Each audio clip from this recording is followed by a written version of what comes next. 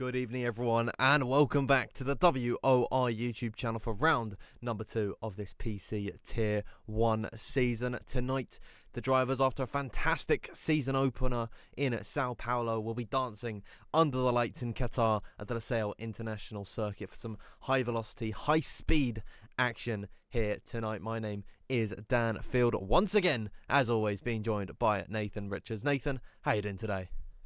Hello, Dan. Hello, everyone in the chat. I am doing very well, and I'm excited for this Grand Prix because Qatar, we've had it two seasons in the past, season 16 and season 15, and both times it's delivered a great action. So I think we're in for a very action-packed qualifying as well because the lap time's been quite close, but we're also going to be in for quite an action-packed race, probably with a different mixture of strategies. So it's going to be quite an interesting evening, I think, tonight. Absolutely. I think on F1 24, the strategy book that we knew before went completely out of the window. It's a whole new game. It's a whole new space for these drivers to innovate and get better with every single passing week. We've got a little bit of a different grid here this evening. Two notable names coming back onto the Tier 1 grid here this evening.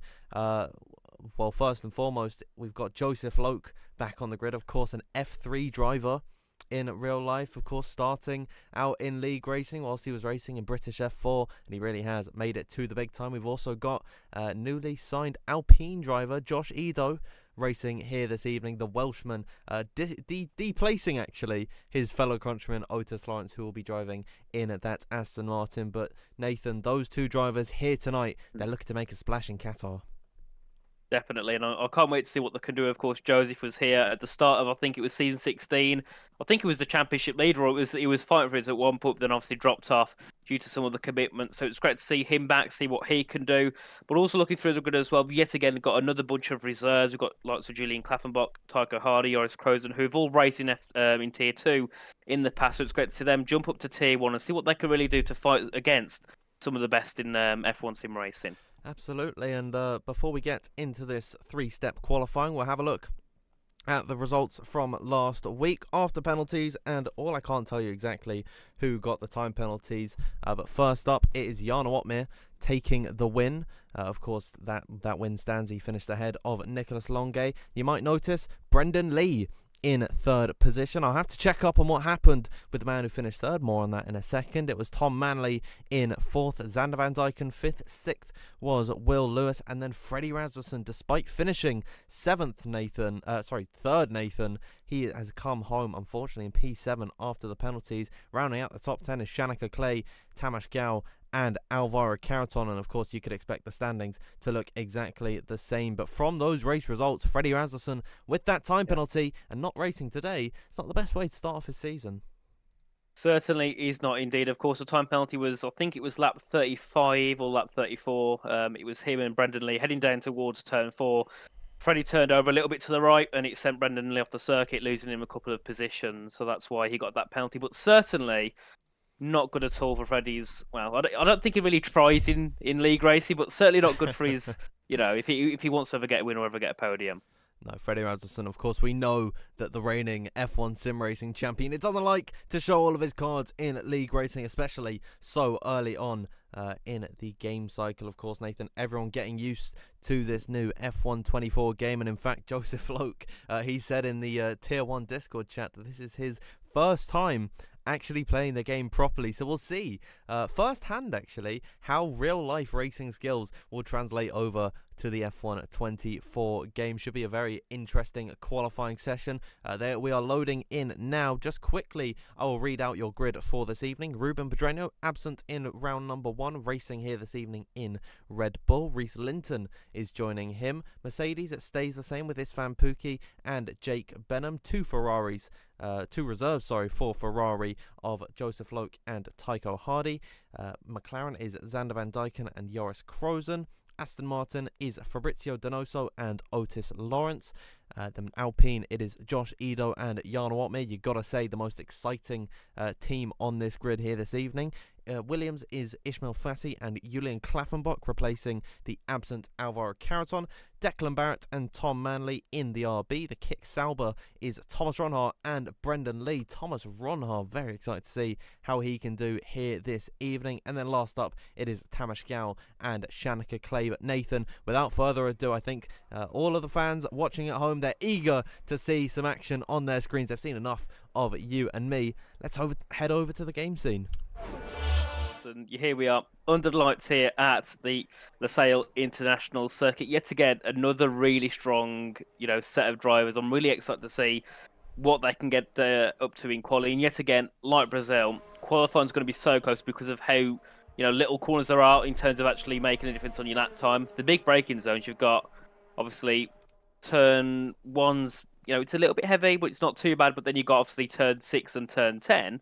But apart from that, a lot of it's just carrying speed through, which at this level, it's not something the drivers really make mistakes, and they all can carry pretty much the same speed within, a kilometre an hour of each other. So this is why the lap times around here tend to be so close. And you tend to see some real good battles, especially those going out of Q1 and Q2, because the lap times are that close. One small mistake and that's you done in qualifying. Oh yeah, absolutely. On this grid, especially when it is so close, sometimes the gaps can come down to about 1,000th of a second. So it's going to be a very interesting qualifying that we have on our hands here this evening. But it is Tamas Gal, the first man out on circuit, looking to make an impact here this evening. I can't remember.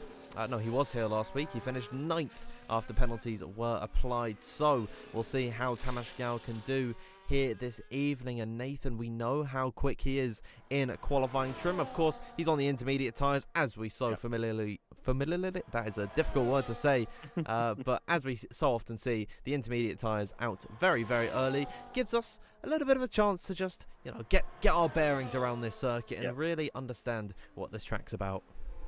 Of course, and I noticed as well, Joseph Loki's on a set of the wet tyres, and I'm sure I've seen him do that before. I don't think it's the first time.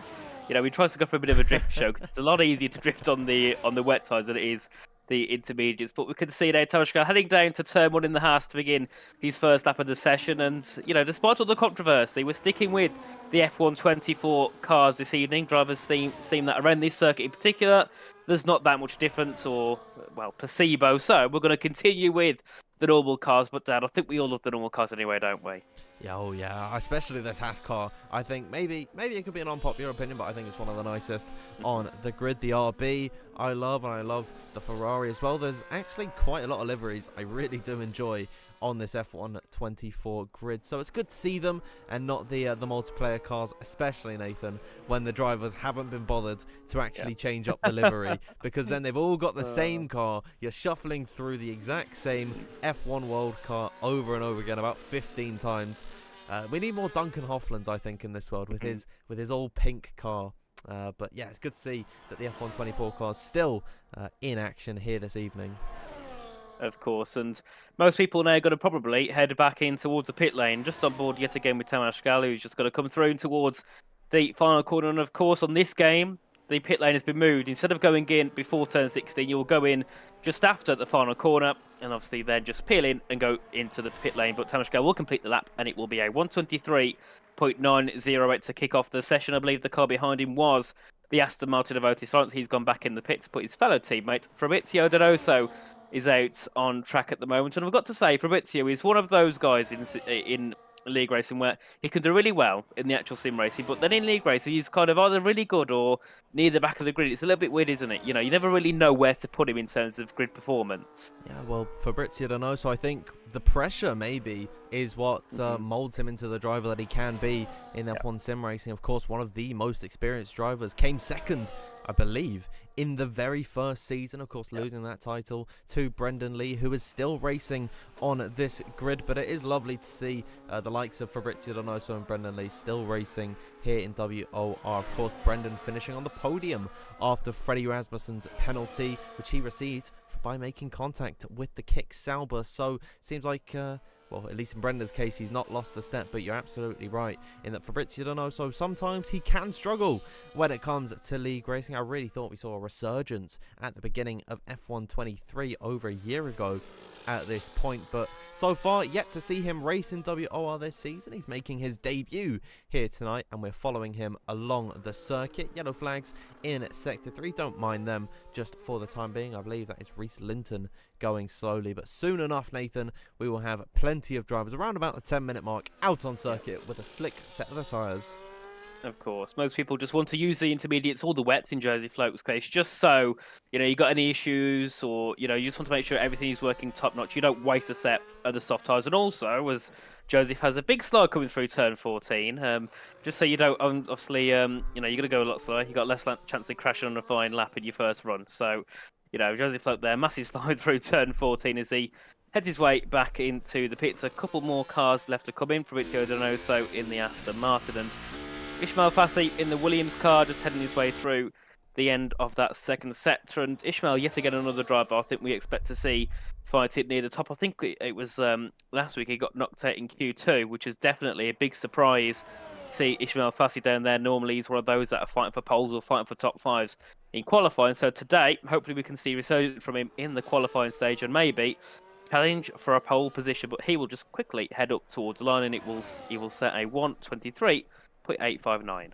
Yep, about 2 minutes shy of starting to see some slick tyres being strapped onto the cars. Already plenty of drivers have got a set of the softs on the car for the time being, but no one venturing out onto the circuit. Ishmael Fassi, of course, last season started off extremely hot and was looking like a championship contender till his mid-season struggles, and the return of Thomas Ronhaar really did put that to bed. But there is signs for Ishmael Fassi as a very young driver on the F1 sim racing grid alongside Thomas Ronhart. Actually, I think these two really could be the future of this league as Ishmael Fassi slides his way in through the second sector now, where it could be very exciting to see some side-by-side action. Wow, great drift show that we're getting from Ishmael Fassi. Normally it's Joseph Loke giving us this, but it is good to see Ishmael is doing that. Oh my word, look at him in through sector 3. Is he going to keep it on the road? Just about, Nathan. This is extraordinary. It is indeed, and this is where we get to see the drivers show their skills on tyres, which shouldn't be driving on a dry track and around the track, which is also quite dry in general because of how hot it is around this circuit. Normally quite a heated part of the planet. I don't think it makes that much difference, though, in the F1 24 game, because not many things do when it relates to real life, as we can see Ishmael Fassi just head through the final couple of corners, rodding the curb quite aggressively, and then going to head in towards the final corner, I believe turn number 16, and then head back into the pits, and that will be his lap. Well, his run completed, and now, Dan, it's the point where we sit here, look at the pit lane for about 30 seconds, and then eventually we'll see them all head out. We'll not see one or two head out. We see all 20 head out together. Yeah, pretty much. I think all it takes really is one driver to just come out onto the circuit, and then everyone will soon follow. But hopefully we should get some action out on circuit very, very soon. We are at the 10-minute mark. We're just watching Ishmael Fassi's car getting serviced, and then he should be brought back into the pit lane. Then we should see some qualifying action on our screens. And I think now is a good time to ask everyone in the live chat, please do let us know if there are any issues that you might be experiencing on the the technical side of things, whether the stream quality isn't good enough, or what happened last time, Nathan, the audio not being too good, because this is the time to fix things when it is Q1. Yep. I'm glad that we got it sorted before the race last time out, but please do let us know, everyone in the live chat, as now finally we're getting some action out on circuit. It is Julian Klaffenbach, I believe, maybe making his Tier 1 debut, definitely his debut for the season, but I don't think I've ever seen him racing here today. No, I don't think he's been in Tier 1 before. He might have done last season near the end, but then, of course, in season 16 we had quite a few in, but I think it definitely might still be his debut race in Tier 1, which is definitely good for some of the younger drivers to get their way in towards the top echelons, where they can race against some of the best in the industry. And we'll see what Julian could do today, of course. You don't really have many high expectations on those that don't often race here. So obviously for these, it's just about learning a bit more, maybe about how to race here. How everything works. Of course, it's a different format. Most leagues you run Q1. Well, it's an 18-minute qualifying. That's it. And whoever's quickest is on pole. Here you got Q1, obviously the bottom 5 get knocked out, then Q2 the bottom 5 from that get knocked out, and then of course the top 10 shootout in Q3. So also they've got to get adjusted to a bit of a new format, a bit of a longer format as well. You've got a pressure applied a lot longer on you, especially if you get towards Q3. So it's also a bit of a test of these drivers as well to see how they are with their stamina of being on such a high mental pressure for, for nearly 2 hours on an evening. Yeah, all 20 drivers out on circuit at the minute. Julian Klaffenbach just getting the last bit of heat into his set, the soft compound of tyre, and he will take to the Losail International Circuit, typically used for motorbike racing in MotoGP, but it has been repurposed for F1 24, and you can see the start-finish line actually a lot further up on the straight. Normally it is right down in towards that very first corner, so a few changes, I think a few quality of life changes, which are very nice to see on this F1 24 game. But Julian Klaffenbach getting the car planted in throughout this first sector, right on board with him in towards now this double right-hander. Typically the ERS goes off here because of course normally you're using all of the battery. Something you don't typically see. The deployment actually isn't enough to get you along a full lap, and that is why you've got to be on point with that around here on your flying lap. As Julian Klaffenbach, a little bit of a slide out of turn number 6, but he's kept the car planted, kept it on the road, and he's looking okay through the second sector.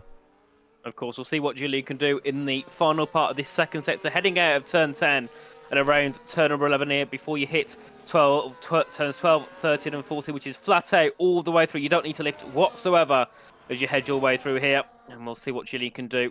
Out to turn 14, a bit sharper there, but still flat out. Into turn 15, slight lift, shift into 7th gear, then you get back on the power. Heading down towards the final corner, braking just after that 50-metre board. Get the car down to 4th gear, get back on the power nice and early, run wide on the exit, and he's invalidated his lap time, I believe, out of the final corner, which certainly is the last thing you want to do. It would have been a 20.6, and Brendan Lee goes to the top there with a 20.4. Yeah, and his teammate immediately displacing him. Thomas Ronhaar, the quickest thus far with a 20.3. Let's see who else we can find along the circuit. Let's have a check-in with Tom Manley through the final parts of his lap. It's still a kick Sauber 1-2, and as I say that, Tamas Gao jumps into second position. Here's Tom Manley to the line, goes 1,000th quicker than the Hungarian, puts himself into P2. What about Jana Watmir, winner from last time, the last man out on circuit. Josh Edo's just come across the line with a 20.7. There's Otis Lawrence out of nowhere with a 1 minute 20.317. We'll ride on board still with Jana Watmir in the Alpine. We haven't seen much of him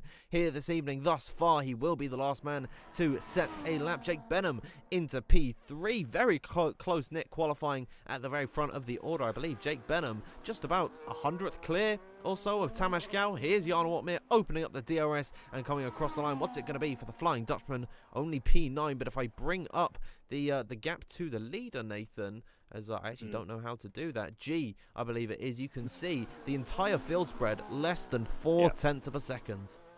Brilliant, isn't it? It's less than 2/10 down to P13 being Declan Barrett. So it just shows how quick, these drivers are, and also how consistent they are at the top. And Otis Lawrence to have such a large gap, 78 thousandths to Thomas Ronhaar, then the gap's a 10th back to Declan Barrett. So 2nd to 13th separated by a 10th of a second. So even, you could be in 3rd place, but you're not much better than the person down in 12th. So these first laps, they mean something, but, if you like Jarno, Yori, Shanika, you're a little bit further down. You're still only half a tenth off the top 3. It's not the end of the world just yet, because you've got the pace. You've only got to find a little bit more to get up to where they are. But obviously, we go through in towards the second runs and the third runs. And this is where the drivers now have got to completely stop any track limit violations. We saw a few people do so, and then a few people also have mistakes on their laps. Now, of course, 2 laps left to go pretty much in this session. You can't afford to make mistakes now because you've put too much pressure on yourself going through into that final run otherwise. Yes, both Red Bulls of Reese Linton and Rune Pedreño invalidating their lap at some point, as did Julian Klaffenbach. Thomas Ronhaar believes his lap time is safe to get him through, and so does Otis Lawrence. I believe the pair of them, they are right in doing so. I'm looking at where the cutoff might be, and I'm feeling really Jake Benham, I think he still has to come out, even though okay, Jake Benham is actually well, fair enough then, never mind. Jake Benham deciding to retire, that means I'd say Fabrizio Donoso, Tom Manley, Tamas Gao, they might call it quits here, but I'd say no one really is safe. Tom Manley does decide that a 1 minute 20.421 is enough to get him into the next session. We'll see how this one turns out. At the minute in the drop zone, it's Joseph Loke, Josh Edo, Reese Linton, Pedreño, and Klaffenbach. So both returning drivers in Josh Edo and Joseph Loke. They're getting a rude awakening or reawakening to the WOR grid. I think the talent just continues to evolve here. These guys, they need to play catch up. They certainly do, and it shows nowadays you need a lot more practice than you might have done beforehand, as Ismail Fassi thinks he's safe down in P7. So I think, we'll see Tamas Garland, Fabrizio Donoso probably have a retirement as well until we see other people go out. Shanika Clay will be first out onto circuit in the Haas, currently in P11 on a, let's have a look, back to the lap times, a 120.479 for himself. And then we can see as well Tamas Gal making that retirement now. I think a couple of those at the top might be in a bit of a sticky situation. But also, the good thing here for Shanika is, I think he's done this as well purposely, is he goes out early. If he makes a mistake on this first run, he can go for a second one because of how easy it is to bring that battery back up to full. So he has got a bit of a lifeline here. If he makes a mistake on the first run, he can go again and try and fix his lap if he gets to the line in time. Depends on how long he takes this preparation lap. Yeah, he's playing it safe here, Shanika, because of course he'll have fueled up the car in case of another run, which is good if he makes a mistake on that first lap. But if he doesn't, well, he's heavier, so he's actually going to be slower. So Shanika Clay definitely playing it safe here by going out early as the rest of the drivers come out onto the circuit. The last two come onto the circuit is Joseph Loke and, of course, Jarno Opmeer, always last to leave the pit lane, is the Flying Dutchman. He loves the attention, doesn't he? As Shanika Clay, he'll get his lap underway. Shouldn't have any issues with any traffic. He'll open up the DRS around about now and then get his run underway, heading down and towards that first corner. Of course, we'll go aboard here with the Haas of Shanika Clay. We'll see what he can do on this final run, or one of the final runs in Q1. He heads in towards turn 1. You can see just getting late on the brakes and just throwing the car in and then getting back on the power nice and early. Heading through turn 2 and turn 3 as you head back to the right. And yet again, obviously using that battery. Obviously on this game, you can use it a lot more freely than you could before. So you've got to be very creative with how you use that battery usage. And then heading through it, the double right-handers at turns 4 and 5, getting back on the power down towards turn 6. He's up. He's purple in the first sector on my screen, up by 26 thousandths of a second, which still could put him around 8th place. 3 positions just due to such a little time gain. That shows how much you need to be improving on your laps. Heading through now towards turn number 9 at the right-hander before getting back on the brakes into turn number 10 down, where we'll see him end this second sector and we'll see what Shanika Clay can do on this lap, but surely should be looking for the top 5 here. Slight kick of overs there through turn number 10, but Shanika Clay is improving on this lap by over a 1/10 of a second. This should see him up potentially ahead of Thomas Ronhart if he finds this time in the final sector. Turn number 15 and 16 left to navigate. What can Shanika Clay do as Jarno Opmeer gets out of the way as he prepares for his lap? Here comes Shanika across the line, opening up the DRS. What's it going to be for him there? P2 it is, 1 minute 20.361. That is going to be striking some fear into the hearts of the likes of Tom Manley, Tamas Gal, Ismail Fassi, because they've seen that improvement from Shanika Clay. He was down in about, I think, 11th, maybe 12th position, and with one lap, he was able to jump his way into P2. Let's have a look at one of the Red Bulls. Reese Linton, invalid on this run. Is he going to get to the line in time? It does not look like it. Reese Linton, I think he is unfortunately out of this qualifying session. Isvan Pookie will be up next to the line and goes into P2, knocking Ismail Fassi once again down another peg. Declan Barrett will be the next one to come across the line and is improving by over a 1/10 of a second. This is a common theme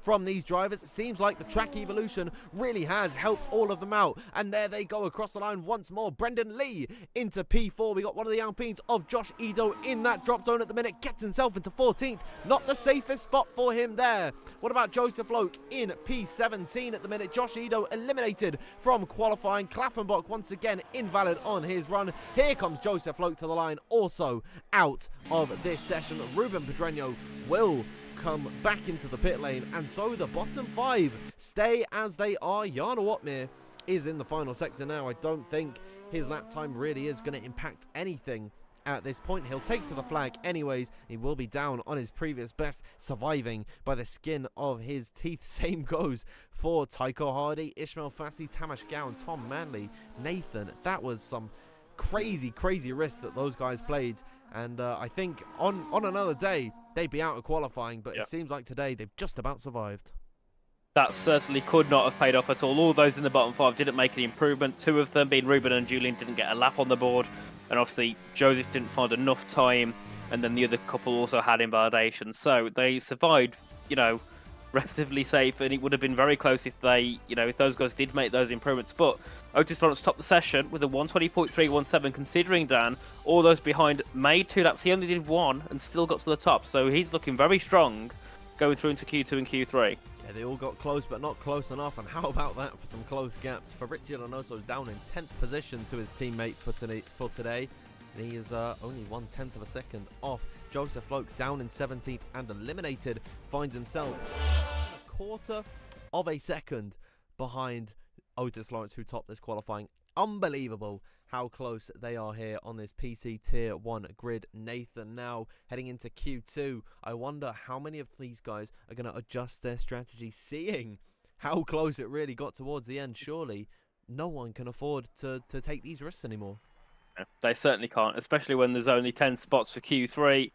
You could be in first. I don't think even being first is going to be safe going through towards this session because of how close the lap times are. You got to remember Jarno Opmeer, who obviously was in, I think, P9, ending his first Q1 run, was 5th, 14th in the end, only half a tenth away from being out in Q1, which just shows how close these times are. So you can't afford to take silly risks. You've just got to play it safe and make sure you throw it, just so you can be safe into Q3, because you might be P11 or P12 in Q2 when, if you did it correctly, you could have been fighting at the top and you could have been fighting up for pole position in Q3, as we can see.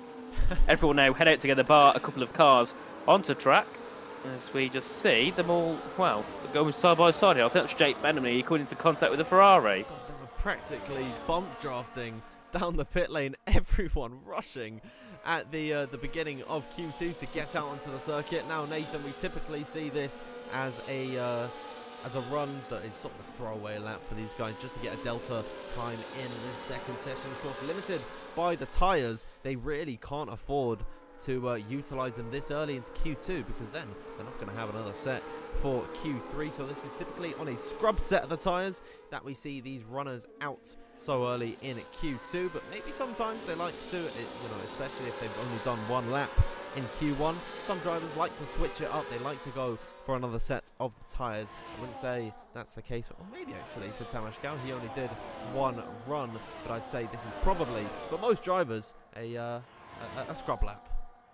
Of course, and obviously the difference on this game compared to last, if you notice all the cars on track, is they're not going in straight line slow. They're going quick and weaving, because on this game, you have to weave to get the tyres warmed up. On last game, you just shift down to around 3rd or 4th gear, apply the brakes and apply the throttle at the same time, brake drag, and you'll be fine. You get your tyres heated up within a lap. But now you've got to really just throw the car into the corners, just turn left, right to get the tyres all warmed up so you can go and have a lap where your tyres are at their optimum temperature to perform. As all the cars head down the main straight in towards turn 1, and you can see them all down on the right side of the screen, because obviously the track's quite bumpy. You can just see all the cars bumping together down towards turn 1.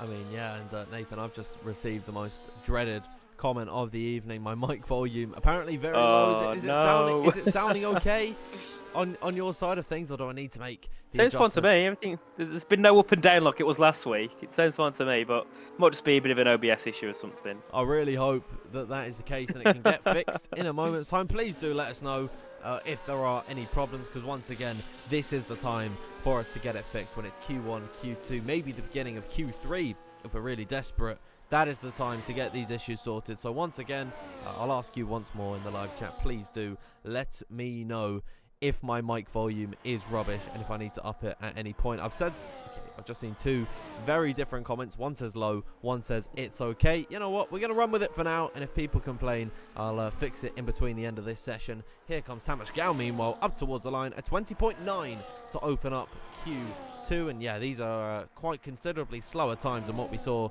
in Q1, but I believe Otis Lawrence, maybe if he's on circuit, we'll see a banger lap from him out of nowhere. Yeah, of course. I think he's just going through. I don't think I think that was invalid, as we can see. Fabrizio Donoso top the session now with a 20.729, just 4 thousandths ahead, I think, there. Thomas Ronhart in second, and we can see Otis Lawrence head around with that a lap, along with Xander Van Dyken. So those guys didn't get their lap time set, probably due to an invalidation. And we can see as well so far, we've got Joris Krozen as well up in P7, doing a very good job yet again in qualifying. Was the same in Brazil, I believe he got into the top 10, or at least got into around the top 12, and obviously did a very good job in that regard. So it's nice to see him doing very well indeed. And we can see Jarno Otmir up in 4th at the moment, doing a little bit better than in Q1. And then, of course, further back so far, we've got Tom Manley, Tiger Hardy, Xander Van Dijk, and Otis Lawrence and Brendan Lee without a lap time set. 3 of them didn't go out for the first runs in Q2, so they will wait till a later date.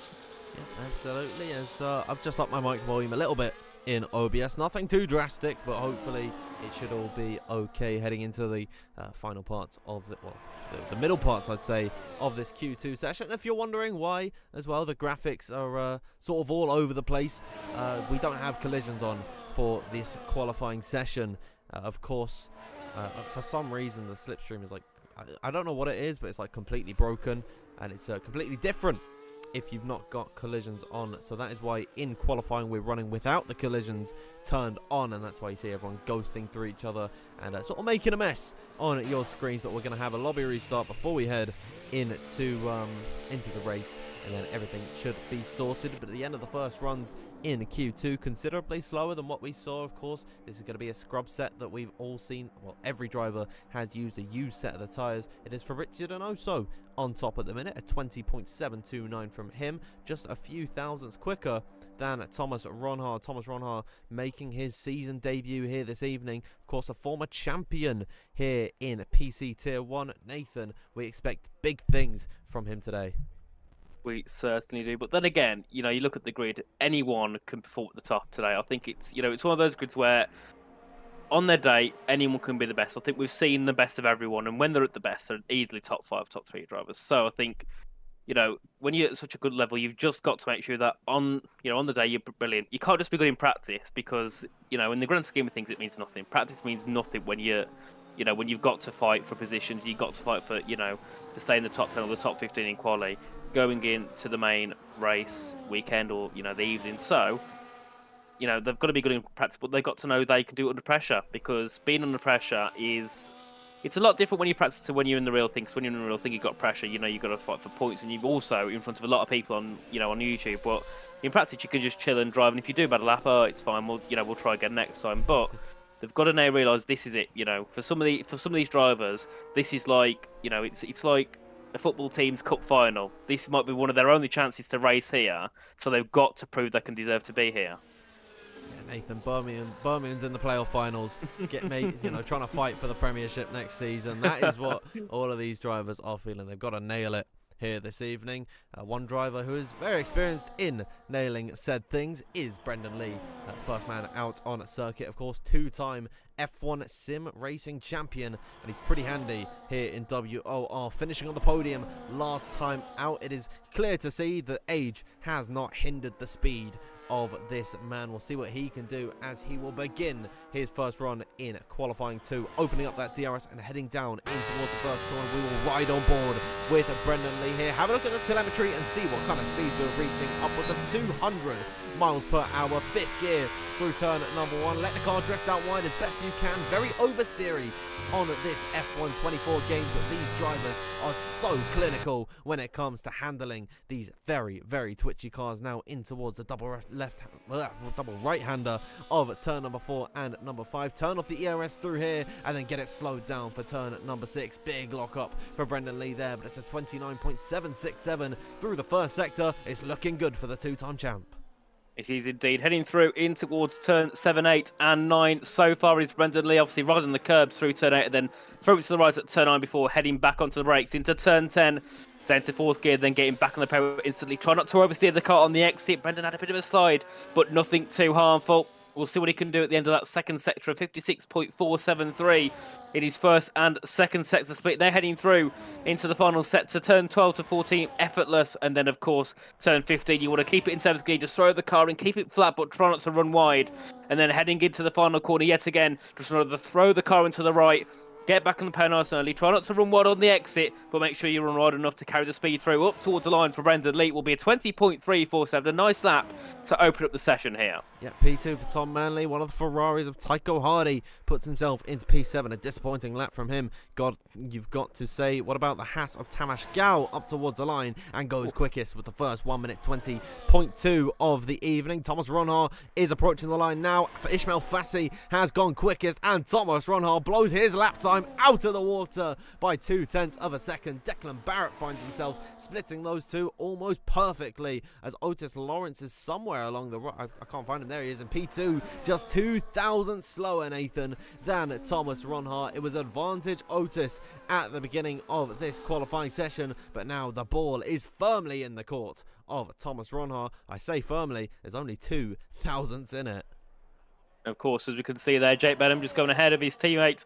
It's Van Pookie and Joris Krozen there, popping up into only P13 at the moment. And now, earlier on, we thought Tamas Gal's laptop was brilliant at 20.299.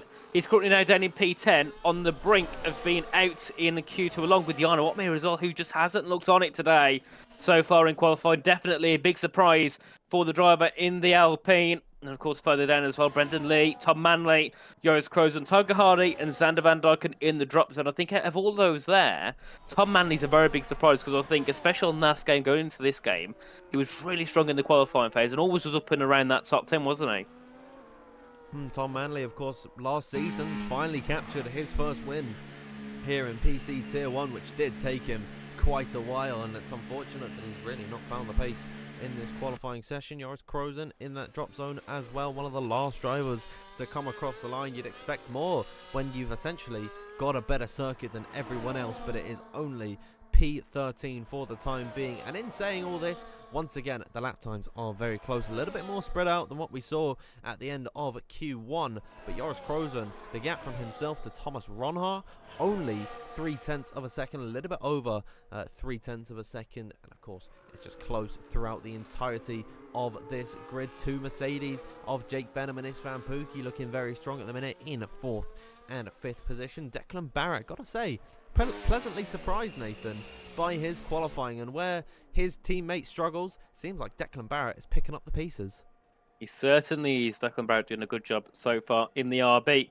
But I think at the moment, looking at the grid and looking what times people are on, I think maybe those 4th down might need to go again. I think Declan, Otis and Thomas are definitely safe, but I think Declan might have to go again, or he might stay in. It's up to him, but I think all those below have to go out again to get another lap time on the board. Declan Barrett calls it quits along with Otis Lawrence as well, and I'm sure that Thomas Ronhart will follow suit. But for those below, it's definitely unsafe territory.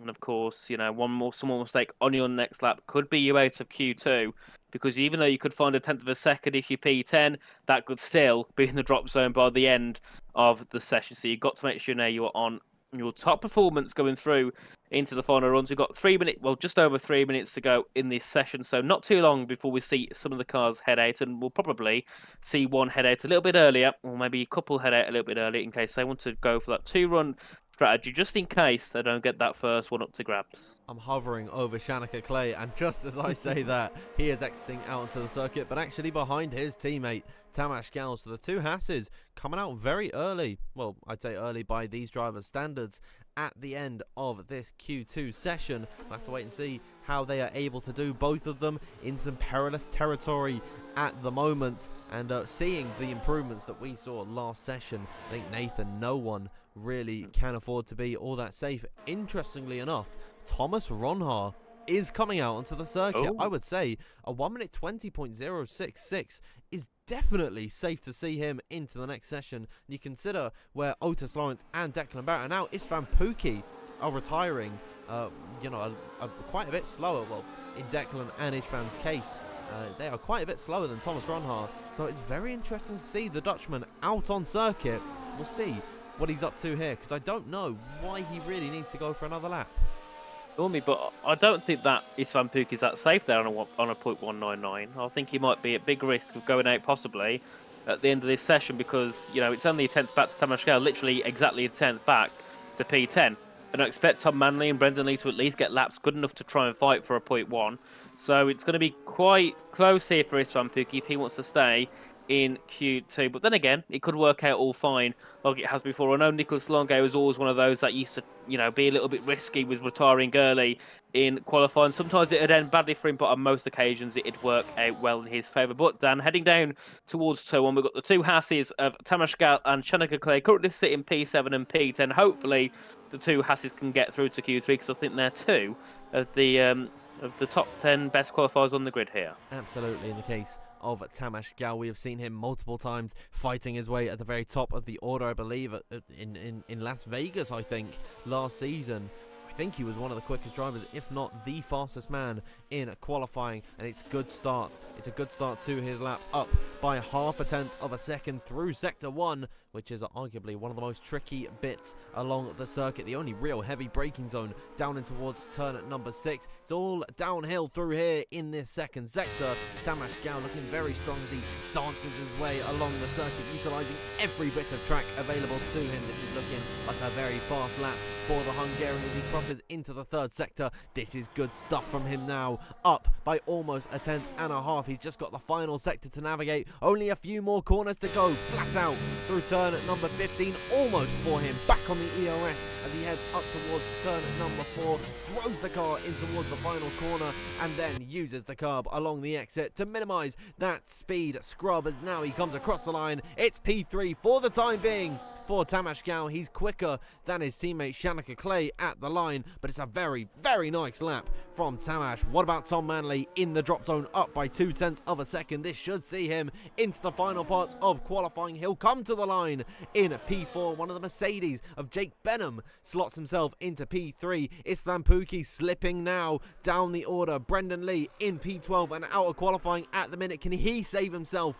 in Q2? And he does for the time being. P7 knocks Istvan Pukki down a peg once more. Fabrizio Donoso in the drop zone, as is Ishmael Fassi. Jarno Watmir out of qualifying here. Thomas Ronald goes quickest. Jarno Watmir eliminated, your race winner from round number 1, out in Q2. Fabrizio Donoso slots himself into P5. Istvan Pukki lives to fight another day as Tycho Hardy can do no better than a 20.8. But two big names, you've got to say, out of Q2, Jarno Watmir and Ishmael Fassi. Certainly, two very big names. Of course, it happened last week to Ishmael Fassi, out in Q2. Definitely not what he would have wanted, but it's happened again here in Qatar. So not looking good at all for qualified here for Ishmael Fassi, but a big surprise. Jarno Watmir qualified on pole last week in Brazil, had a superb qualifying, but today, you know, he survived P14 in Q1 and he was P12 in Q2. Not looking good at all here for Jarno Watmir. Going into the race now, he's definitely got to think of something different because his pace compared to the others isn't really there. He did a .231. That's nearly 0.3 off of Thomas Ronhaar's 19.9. Yeah, I mean, that is a disappointing way to go out of qualifying. We were just beginning to talk up his qualifying efforts, weren't we, Jarno Watmir? So it's a very unfortunate way to see himself eliminated from Q2. Okay. For some reason, my microphone decided once again, Nathan, to change its volume. I have no idea why this keeps happening. I think again. I'm back now. I've turned it all the way up, so please do let me know now if I'm too loud, because I feel like that's going to be a problem. As there we go, we get to the end of Q2. Every car has been serviced, and we'll have a look at the results here. But oh my God, we can't stop with these microphone issues, can we, Nathan? As now Never. We'll see. We'll see the results of Q2. Thomas Ronhaar finds himself at the very top of the order with a 1 minute 19.970, the first 19 of the day. Otis Lawrence in P2. P3 is Jake Benham. 4th, Tamas Gal. 5th, Fabrizio Donoso. Tom Manley in P6, and P7 was Declan Barrett. A good day for the RBs. Brendan Lee, Shanika Clay and Istvan Pukki just about survive in the session with Joris Krozen, Jarno Watmir, Ishmael Fassi, Tycho Hardy and Xander Van Dijk not even able to get a lap on the board, Nathan. A very disappointing end to qualifying for all 5 of those drivers. But once again, Jarno Watmir out of Q2.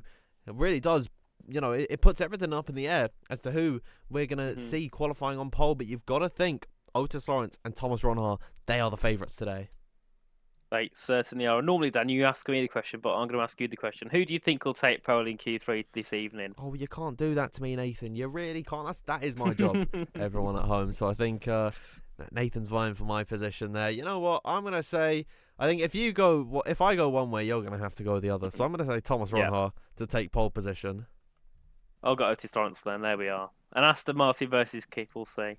And it will probably end up being none of them. They'll probably finish 9th and 10th. Nobody said that.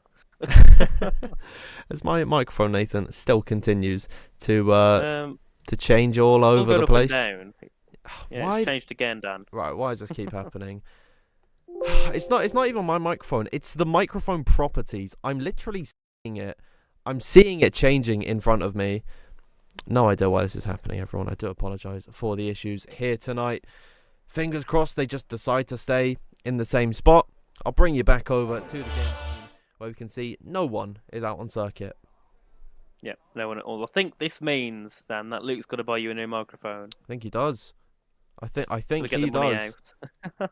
I mean, he said he was going to get me a meal deal, which hasn't come through. So interest is beginning to build up on that, and I think a new mic might be in order here. Definitely. But until then, hopefully it can all get fixed while we sit here and wait for the cars to head out onto circuit. To begin the Q3 session, of course, just looking through the drivers in this session, we have Istvan Pookie, Tom Manley, Jake Benham, Fabrizio Donoso, Thomas Ronhart, Otis Lawrence, Brendan Lee, Shanaka Clay, Tamas Gal, and Declan Barrett. They're all going to be fighting for that pole position spot. We've got both the Hasses, both the Astons, both the Kicks, both the Hasses, both the Mercs, and both the RBs. So 5 teams into Q3, and both drivers, both teams in.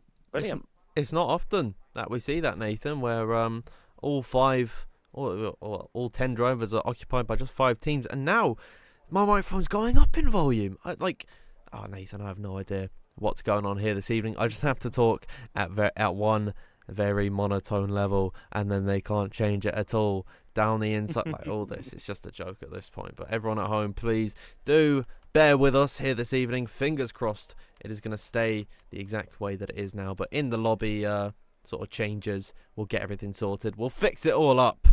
And we should have a fantastic race on our hands. But let us know, everyone, in the live chat. Please do let us know who you think is going to be taking pole position. No Jana Watmir in this qualifying session. So, I mean, your predictions, they've got to be different here this evening. Both Alpines out of this qualifying session. They were 1 and 2 last week. Of course, Otis Lawrence was in one of those cars. But Nathan, this is going to be a very different qualifying than what we saw last time out in Sao Paulo.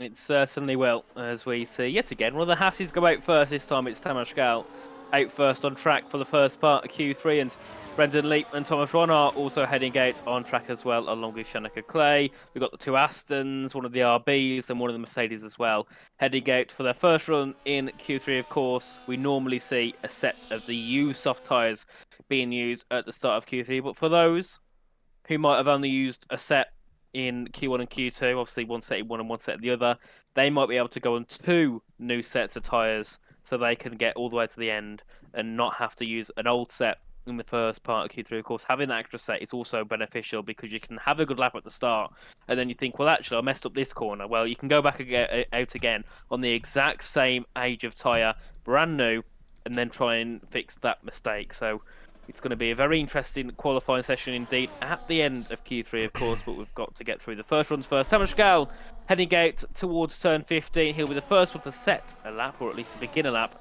in this session. Then we'll see what he can do. Absolutely, we'll see what Tamas Gal can do. Very impressive in qualifying thus far. He was a little bit on the bubble heading in towards this final part of qualifying, but we'll have to wait and see how he copes here this evening as he will take now towards this first corner. We've seen speeds of excess up to 200 miles per hour at the braking zone. A little bit slower for Tamas Gal. That speaks to me, Nathan. He's running a little bit more downforce and he should be quicker in these high-speed corners, which come in abundance here at this Losail International Circuit in Qatar. We're dancing under the lights here this evening. We'll have to wait and see how this race is going to turn out. It's Tamas Gal absolutely flying through the first sector now, Nathan, at 29.708 through there. Tamas Gal looking good early. He's doing a brilliant job so far at the start of the Q3 session, but then again, it's always good to get a good lap under your belt first. You know you got the confidence to put a good lap, and if you do it first, you know you can certainly do it again as he heads his way through out of that second set to now. We'll see what he can do with the first and second set to combined. looking to be a 56.300. Looking very good here for Tamas Gal at the moment. I do think he's on a new set of the tyres. We'll see, though, once he heads to the line very shortly. Heading into the penultimate corner at turn 15 to the left, and then getting back on the pair before heading to the right for the final corner, and we'll see what the first lap time of the session will be set here by Tamas Gal. Heading up towards the line now, of course, having that short burst of DRS. It will be a 120.130 to open up the session. Nice time from him thus far. The two kicks coming towards the line. Thomas Ronhart invalid on his lap. That was a 1 minute 19.998 from the Dutchman. Lots of invalidations very early here at the beginning of Q3. What about Jake Benham? He has a valid time on the board and goes 6 thousandths quicker than Tamas Gal. One of the Aston Martins also invalid on their run. We've got Fabrizio Donoso to the line, goes 700th quicker than Jake Benham, and Tom Manley sets a 1 minute 20.034. A very nice early time from the RB. What about Declan Barrett, who's been very impressive, you've got to say, in qualifying thus far? He will come across the line with a 1 minute 20.092. Very close. No lap time. Has been a 10th. Well, there we go. Isran Pookie goes to the top of the order at 20.019. The entire field spread at the minute from the 6 drivers we've seen set a lap, Nathan, is just over 1/10 of a second. Of course, we've got some more cars as well still on their laps here. I don't think Shanika Clay is on a lap, but Brendan Lees, I think. No, he's not. He's going to be heading back into the pits. What about Otis Lawrence for 30.9? I don't think he's on a lap either. Neither is Thomas Ronhart. He's had invalidation as well. So all these cars are going to be heading back into the pit lane now, and they'll have one more chance, or maybe two, depending on when they go out in Q3. But I've got to say, a brilliant job so far here from Fabrizio Donoso, who'll be in third on a 20.053, but also absolute perfection here from Declan Barrett, up in fourth. And I think the last time he was fighting at the top in Tier 1 was back in Belgium last season, when he, at one point, he was fighting for them with Miano Otmir.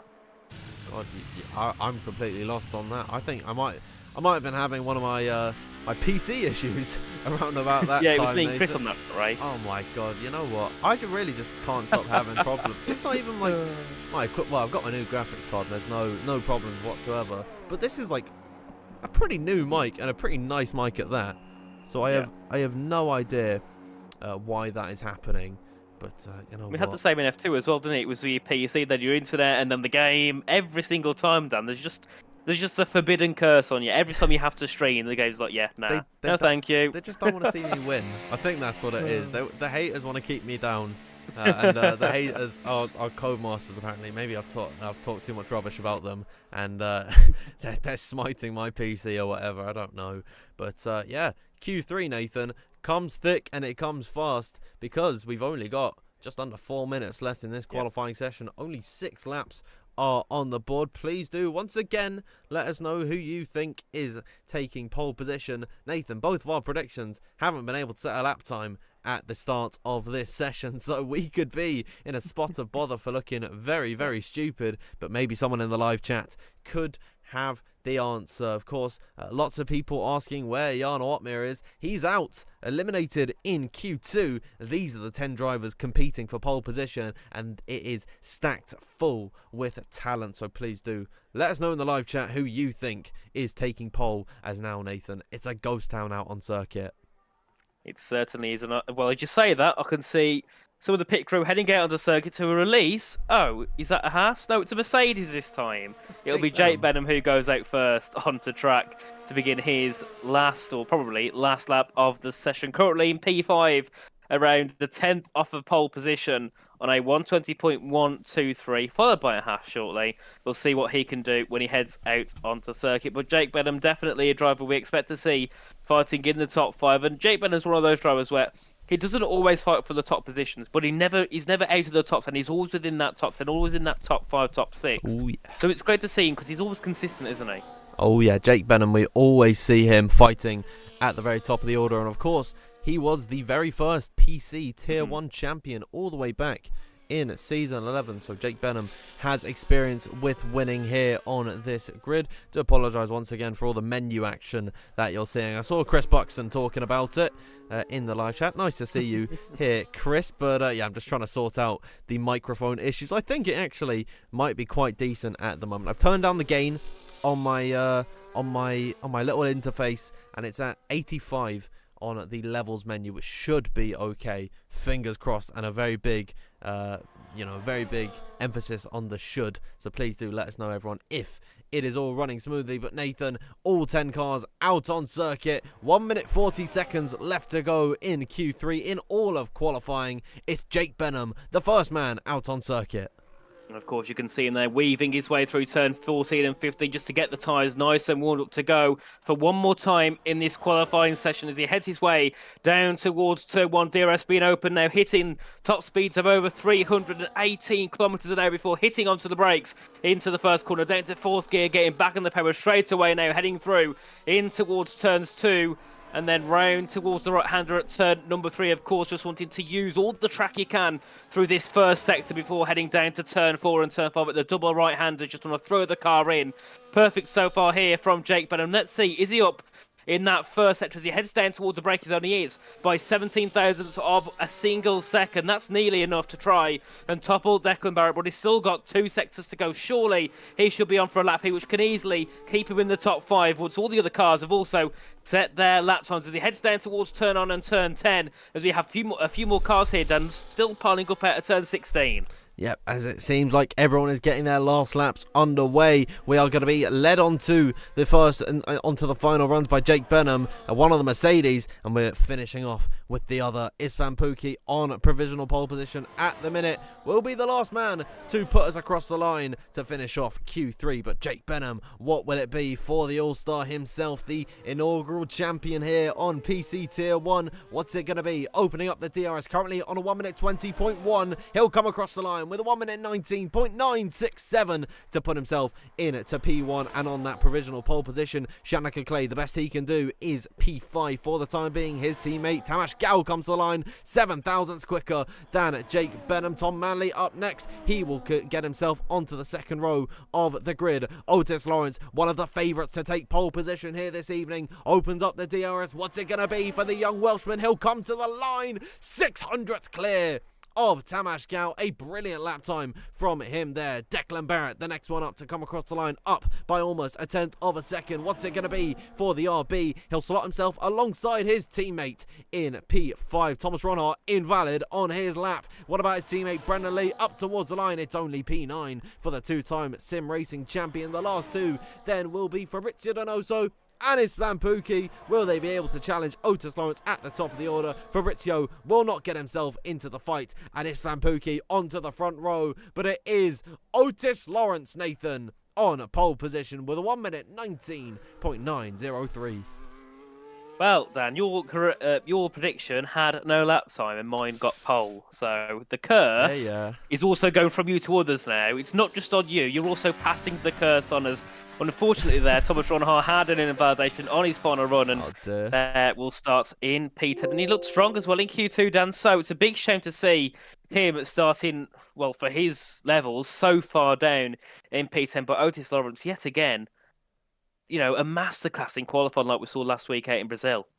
Oh, yeah. I mean, Otis Lawrence, he is always, Nathan, always incredibly quick in qualifying. And he's proven it once more here this evening today. So really well done to Otis Lawrence on pole position ahead of Istvan Pukki in P2. Tamas Gal is 3rd, 4th. Jake Benham 5th, Tom Manley, Fabrizio Donoso splitting the RBs with Barrett in at 7th. And rounding out the top 10 is Shanika Clay, the 2 kick Salbers of Thomas Ronhart and Brendan Lee finishing off that top 10. Nathan will bring us back over to the intermission scene so we can digest that qualifying session. I believe we are having a little intermission here, and then we should get back underway. Now, I'm not sure if we are retiring or if we're leaving the session. I'm just going to have a quick check.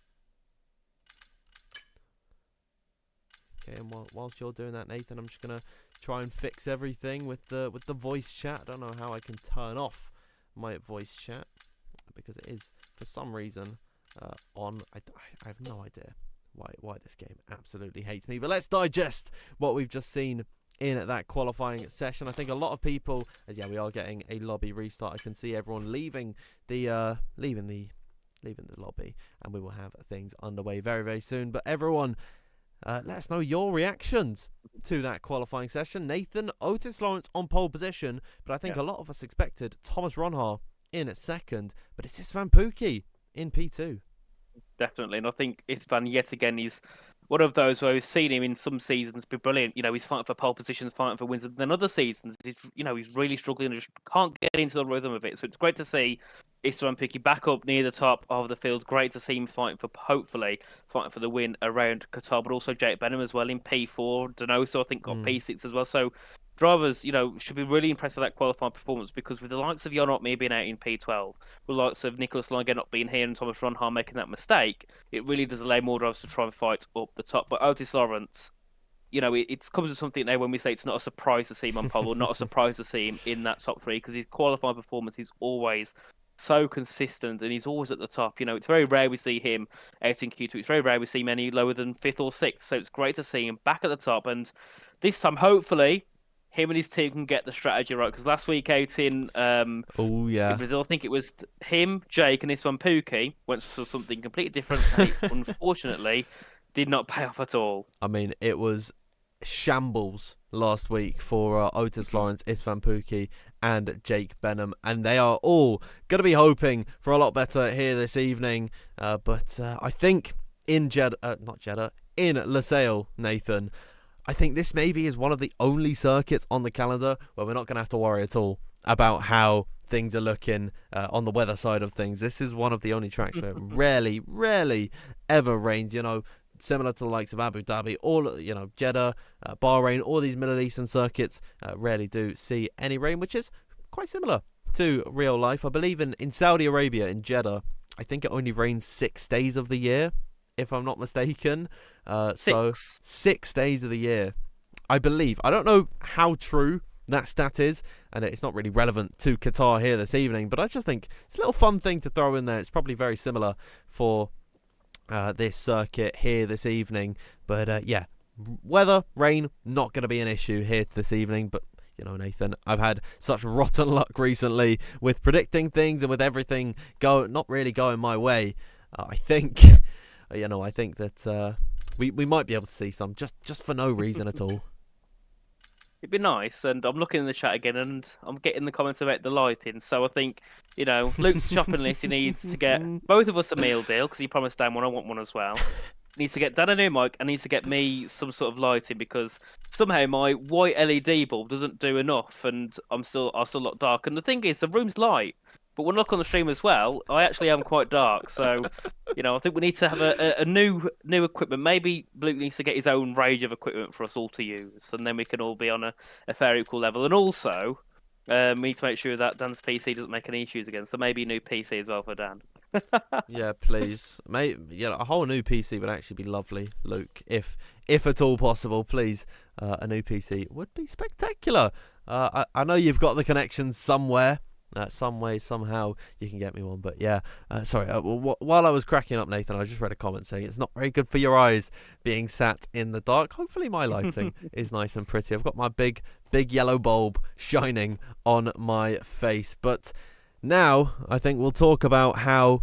now I'm being told to shave the mustache. The mustache is going nowhere. Thank you very much. But let's talk about this race ahead of us. 29 laps of the Losail International Circuit. Nathan, plenty of places to battle side by side, but not many real overtaking opportunities. Of course, there's the DRS zone down and towards that turn 1, and that is the only usage of DRS along this circuit. Of course, and it makes it... I suppose it's nice as well not to have that DRS everywhere, because sometimes people use it as a liability, and sometimes that's the reason people can, win a race entirely just because of that DRS. It also now gives the drivers the chance to show how they can apply pressure and attack drivers and defend without having that rear wing open. Of course, it allows, I think it's something like 15 miles an hour extra speed, which is a lot. It's a lot of speed extra. So the drivers now can use their actual skill, their awareness, just to be able to fight on track without that DRS aid. And I think that's also what makes the racing better, because we see more lunges, because you can't just make a move like you do in DRS. You're just up the inside, boom. You've got to actually make a proper send, from maybe 2/10 back or even further back. So that's where we get to see the great racing. And this track really brings it, because a lot of the corners, you can carry it side by side. Absolutely. I mean... it is really fun to watch these drivers go side by side. But in the past, Nathan, we've seen it come to blows. And, it's like 2 seasons ago of PC Tier 1, but I just like to talk about it because it's such a profound memory ingrained into my head of Ismail Fassi and Otis Lawrence, the pair of them losing their heads down in towards that first corner. Fingers crossed, they don't get anywhere near each other here this evening. I think that, surely they patched everything up, but it wasn't great seeing that, but I think that is the intensity that Qatar has. It really can cause these drivers to sort of boil over. Maybe we could see it tonight, but keeping the fingers crossed, that's not going to happen. I'm sure it won't. I think people are I think it's a new game, isn't it? I think people are more annoyed at the game than they are at each other. So I think they'll, let it sail for now. And maybe when it gets a bit more competitive towards the esports season, it gets a little bit more heated. But for now, I think it should be quite fine. But also, you've got to think some of the drivers at the back who, obviously didn't get the best qualifying in, such as Ruben Pedranio. Excited to see what he can do, of course. Hasn't made a start this season. He's near, I think, P19. I think he was at the end of Q1. So I'm interested to see what he can do as well from far back. And also, to see Josie Floke, F3 driver, here in WRT1 on a brand new game. I'm intrigued to see what he can do as well. See if he can try and work his way through the field. We'll ignore it's his first race on the game, and it's the first time, as he says, he's played it properly. But we'll see what he can do. Maybe he can get a top 10 or something. Yeah, how many grids, Nathan, have a real life racing driver? That not many. That says it all about what the Superior League is. I'm not going to name any names. I'm not going to say anything now. I can't. No, you're on both brands. I'm WOR. Say anything. WOR now through and through, apparently. So apologies, Big C, if you are watching, but I'm seeing some drivers flashing to get this race underway. Declan Barrett not happy about the wait. He's spamming his button, telling us to get ready. It's Isvan Pookie setting up the lobby, and he is just sorting out the grid. And I'm wondering now, just thinking about how these strategies are going to play out. We saw plenty of different strategy options before the rain hit last time out in Brazil, but with a very, very low chance of rain actually coming. I think that oh dear, Big C said noted in the he said noted in the chat. I've lost my train of thought now, Nathan. You might have to carry on for me. Yeah, no, a very low chance of rain here this evening. I think the strategy should be a little bit more stabilized, which should mean we're going to see some fantastic racing, and that is going to be the sole focus of this evening. I'm sure it will be. I'm sure we'll have a really good race. Of course, Qatar always brings excellence, doesn't it? Every time I've commentated over here, I've been excited for it before. And then after you're thinking, oh, what a race that was. Absolutely superb. Because another thing that we've got to remember around here is the track limit violations. Because of how quick you're carrying speed into some corners, you do sacrifice running a little bit wide, getting a track limit warning, which once you got 3, penalty, 3 seconds. And we've seen it before where people have got multiple. I remember a race in a different league, Dan, which me and you commentated over, and I think Jan Herde went from 13th to 5th or something stupid like that, just because of time penalties. I think that was PSGLF 2 that might have been a few seasons ago. Yeah, time penalties are a big factor here this evening. Of course, it's very difficult to keep it on the road, and we saw plenty of invalidations in qualifying. I think the big one being Thomas Ronhart invalidating his lap time in at the real death of it, both times actually in Q3. His first lap and his final run was invalid, and so the slightest step over the line, that is a warning for you. 3 strikes and you're out. 3-second time penalty added to your name, and that can certainly be a factor here this evening. But I think we've seen plenty now, Nathan, of comments of saying when race.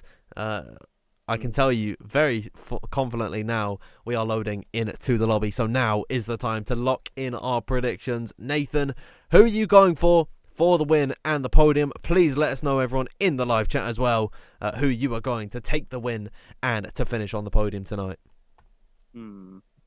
It's hard. I think Otis are going to go for the win. I think, it's clear. Otis for the win. And I'm going to go second place. Thomas Ronhart. I'm going to say Thomas Ronhart second, and third we'll go with Tamas Gal. So we got Otis Lawrence, Thomas Ronhart, Tamas Gal. What about you, Dan? No, you know what, mate? You're not taking the best, arguably the best runner. Oh, no. I know. I can see the comments being typed out. Yeah, lots of love for Jarno in the live chat. I'll bring us over to the game just so we're we don't miss anything at all. Sharok is saying Otis Lawrence, Avatar, hitting us with the Yano on the podium. AJ Zilla, a big fan of Kick, saying Brendan and Thomas podium. We've got Dominicas saying Yano, Kailani May, the beloved saying Shanika Clay. Johan says Yano, Otis will win, says Frantic. Lots of predictions coming out here this evening.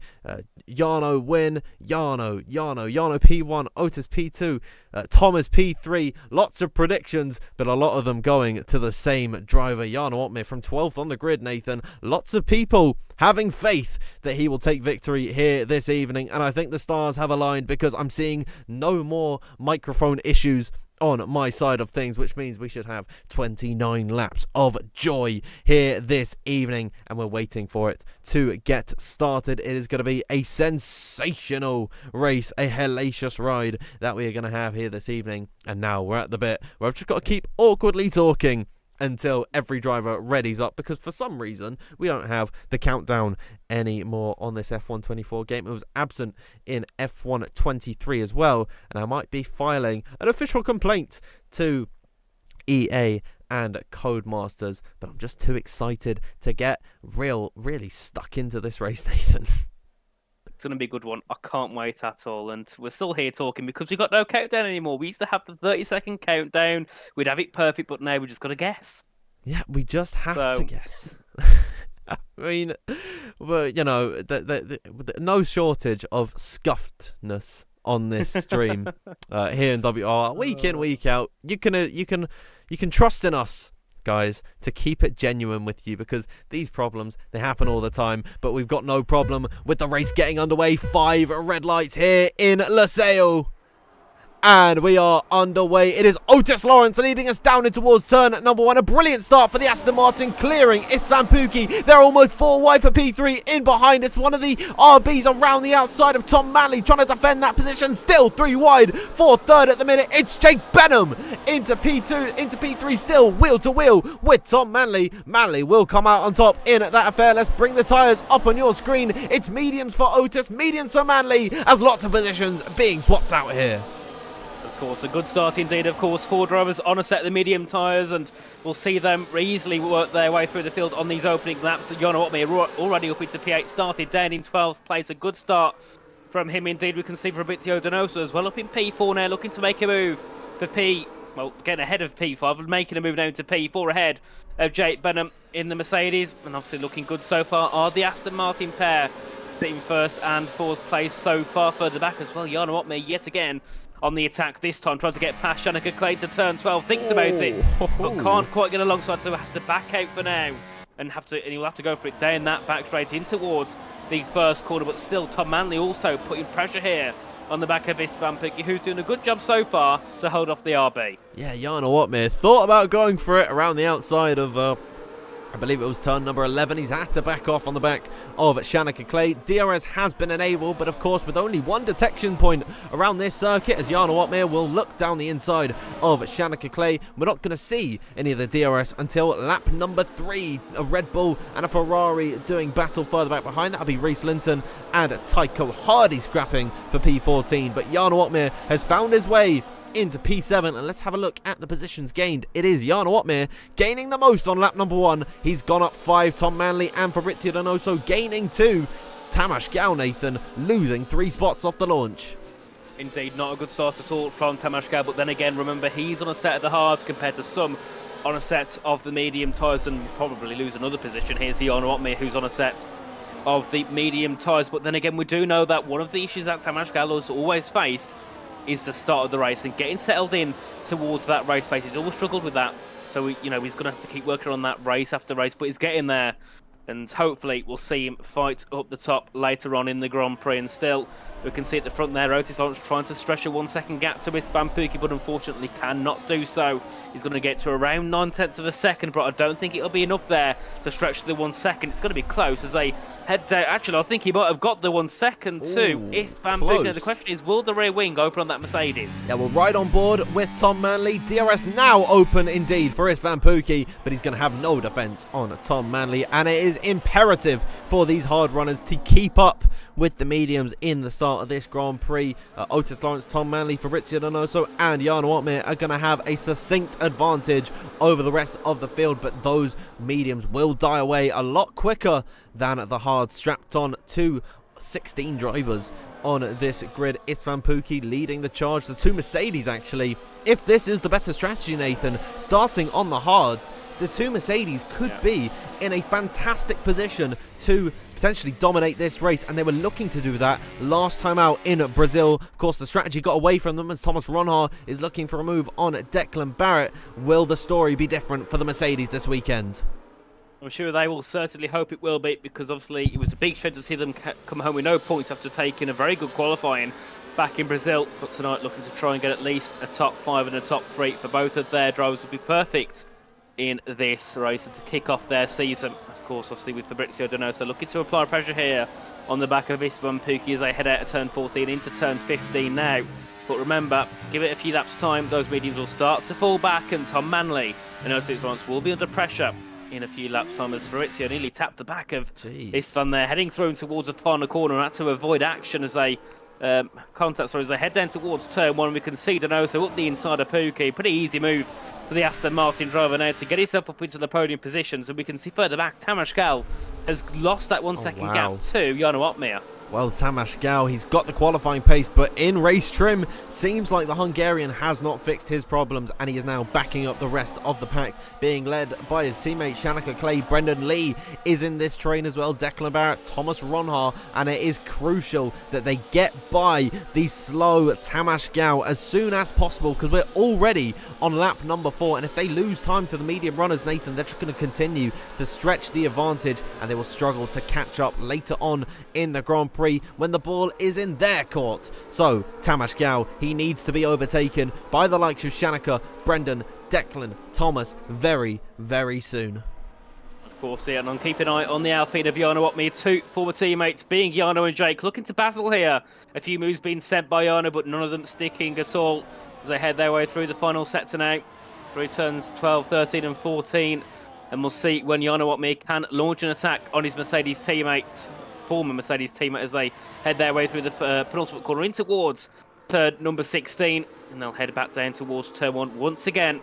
On the power they go, and we'll see what moves are made, because also we can see Fabrizio closing in quickly on the back of Tom Manley, but also no move being made for him either as they head their way down to turn 1. The two Hasses swap positions. Shanika Clay makes a move, but actually Tamas Gal drops 3 positions down towards turn 1, maybe 4. Oh my word, poor Tamas Gal. I mean, no DRS down at that ridiculously long straight, no slipstream. He just got swallowed up by the pack, and all of a sudden, in the span of one straight, Nathan, he has gone from P7 out of the points into P11. That is that's a really tough way to go out for for Tamas Gal, being put under pressure by Ismail Fassi at the minute. So it seems like now being integrated into the train is not going to do Tamas any favours. He's got to stick with Thomas Ronhaar for the time being until he can really settle into a rhythm in this Grand Prix. But now is going to be a lot of hard work for Shanika Clay, 1.6 seconds to the rear of Jarno Opmeer, but he does have some clear air to make ground in these high-speed corners. Of course, and we can see as well further back Declan Barrett here in P9 looking to close in a bit on Brendan Lee. Obviously doing a good job so far. Lost a few positions since the start, I think, but he's still looking to try and push forward and make some moves, of course. Once you lose the DRS around here, it's very easy to lose it fully and not get it back at all. You can see the gap now, 1.7, 1.8, as they head their way through out of the final corner.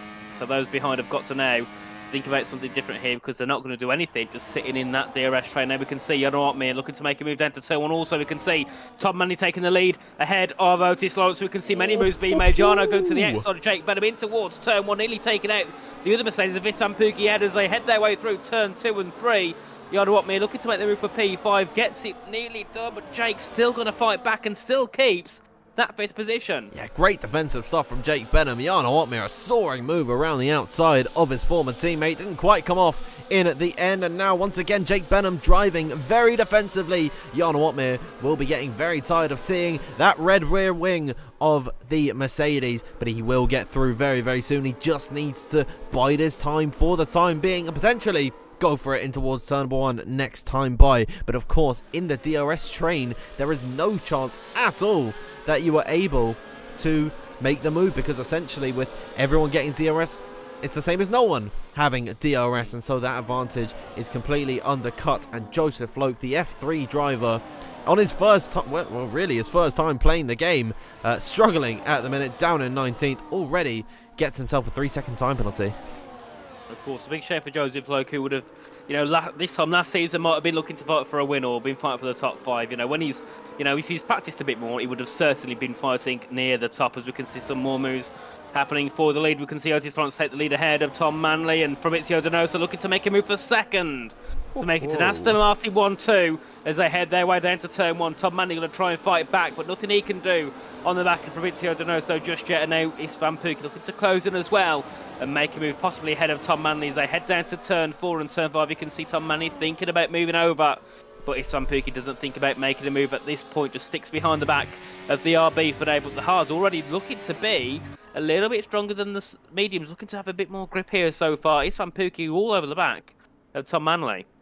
I mean, Nathan, these hard tyres are undeniably the best race tyre available to these drivers, and they're not starting on it, which I think is probably their fatal flaw in this one. I'd say the hard to mediums is the better strategy here this evening. That's not saying that the mediums to hard will not work, because, I mean, if it didn't work at all, we wouldn't see one of the best, actually arguably, not even arguably, the best esports driver running that strategy. The experienced Fabrizio Donoso and the young Otis Lawrence and Tom Manley, if it didn't work, they wouldn't be running it. So there is the opportunity for these medium runners to, really take the fight to the hards. But I just got to say that it looks better at this point in time. And here comes Istvan Pookie on the back of Tom Manley in the RB, who will dart to the inside, looking to make 2 into 1. Oh, a little bit of contact, and Istvan Pookie goes into the back of the Aston Martin. He's lost an end plate, and once again, 2 weeks in a row, Istvan Pookie's race goes up in flames. He's lost that end plate. He's going to have to pit. Nathan, very, very disappointing. It seems like they all just fanned out in front of him, and someone, I think it might have been Otis, stopped just that little bit too early there for him. Yeah. And Pookie got caught off guard a little bit there. I wouldn't say it was anyone's fault. I think it was Pookie's fault for braking a little bit too late, ahead of those. But, behind those. But at the end of the day, it's a big shame, isn't it? It's not something that normally happens. You don't normally have to slam the brakes instantly because the car's battling 3 wide in towards Qatar. So a big shame indeed for the Mercedes driver. But of course, now that really limits what he can do in this race. We can see Jake Benham as well looking to close in and make a move ahead of his teammate. But just for now, he can stick within that DRS. But surely we'll see. We'll see Pookie drop behind both Jake and Jarno and just try and, herd along behind those guys and just try and get to the end of this first stint before making that front wing change. As we can see, obviously Fabrizio Donoso on the back of Otis Lawrence here, looking strong so far as they head their way through in towards turn 16, back down towards turn 1 they go to begin lap 9, lap 8 of 9 of 29, as we can see Joseph Loke yet again get another penalty as Jake Benham makes a move ahead of Istvan Pookie. Otis Lawrence takes the lead of the race ahead of Fabrizio Donoso in second, and now Jarno Watmere looking to make a move ahead of Istvan Pookie and Jake Benham, but could only get a move ahead of one of them, and Joseph Loke retires in the pit lane. Oh dear, Joseph. It's not been a welcome return, unfortunately, for the F3 driver, but he will look to recuperate and come back maybe later on in the season. Thank you for being here, Joseph Loke. He will leave the session, and that is your first retirement of the day. The reserve driver filling in for the Ferrari that was on top, almost on top of the podium last time out in Sao Paulo. It really does show how punishing this WOR grid can be. You've got to be on top form every single week to be fighting it out with the big boys at the very top of the order. And fair play as well to Istvan Pookie, Nathan. He's kept up with Jarno Watmere and the rest of the train in arguably the most difficult part of the circuit if you have front wing damage. So maybe the race isn't completely over for him. He will probably have to change that front wing in the pit stop, which means he is going to lose a little bit more time, and it is amplified by the fact that Jake Benham, his teammate, is ahead of him, meaning they can't pit at the same time here. Of course, and now with all this battling in the top 6, it's allowed Brendan Lee to pull back within a second of Istvan Pookie. So The kick driver now looking to close in and possibly make some moves of his own, as we can see further ahead now. Tom Manley looking to make a move yet again to take the lead of the Grand Prix into turn 1. Gets past one Aston Martin, gets past 2 Aston Martins. Brilliant move there from Tom Manley to take the lead ahead of Otis Lawrence and Fabrizio Donoso, and Jake Venom as well in 4th, looking to close in here and make a move ahead of Donoso, but just couldn't quite get alongside as they went through turn 2 and turn 3. But further back as well, we can see Brendan Lee now really closing in on the back of Istvan Puka. That gap now coming down to just under 0.4 of a second now, Dan. Surely Lee's going to be thinking about making a move soon as Jake Venom goes deep. I keep getting used to saying Yoda, but no, it was the Mercedes that went deep, not the Alpine. Yeah, I'm still getting used as well to seeing Jarno Opmeer not in a Mercedes, not just being in an Alpine, which I think is probably the funniest team that he could be racing for, but you know, just not being in a Mercedes is definitely going to be it's going to take a little bit of getting used to seeing the Flying Dutchman not donning the Silver Arrows livery here in Losail. But yes, Brendan Lee has bridged the gap between the rest of the field and the top 6, and I think that is compounded by the fact that Istvan Pukki has some wing damage, which is not going to put him in the best position, because now he's going to have lots of pressure from behind, and having a 2-time F1 Esports champion in Brendan Lee right behind you really is going to put a sour taste in your mouth, as Tom Manley will undercut at the end of lap number 10. On lap number 11, he'll be taking off that set of the medium compound tyres, strapping on a set of the hards, and coming to the end here. Of course, as Ruben Progenio gets a 10-second penalty for speeding in the pits, and that's his race done. You get a 10-second penalty, you're not doing anything with that, so unfortunately that will be Ruben Progenio's day done in the Red Bulls. We can see Ron Har and Barrett fighting for P8, and still no move can be made by Ron Har. There's a bit of lag as he drops behind Ishmael. A bit of lag there, certainly for Thomas Ron Har. He drops behind Joris Crozen now. Seems like a bit of lag there. Screen freeze for him. Yeah, a little bit of lag maybe. Something's happened with Thomas Ronhard there, and he's now out of the points-paying positions once again, and in P11. Meanwhile, we look further up the order at Jake Benham and Jarno Opmeer. Jarno really getting tired of looking at the rear wing of his former teammate. We'll see what they can do. I'm sure there's no love lost between the pair of them, but Jarno really should have made this move by now. He's been stuck behind Jake Benham for eons at this point, and I know it's only been a few laps, but eons in, you know, a few laps in F1 terms really is a very, very long time. But who will react next to the pit stop from Tom Manley, who is in a whole load of clear air? He'll be catching up to these guys at rate of knots and looking to undercut the rest of the field. Otis Lawrence, Fabrizio Donoso, Jarno Opmeer is going to be Fabrizio Donoso into the pit lane, and that is the drama avoided down at Aston Martin. They're not going to have any double stacking issues, which is very nice to see, as everyone files down into the first corner, and for the first time in a while, it doesn't look like we're going to see many moves. And as I say that, Ismail Fassi gets through on Declan Barrett.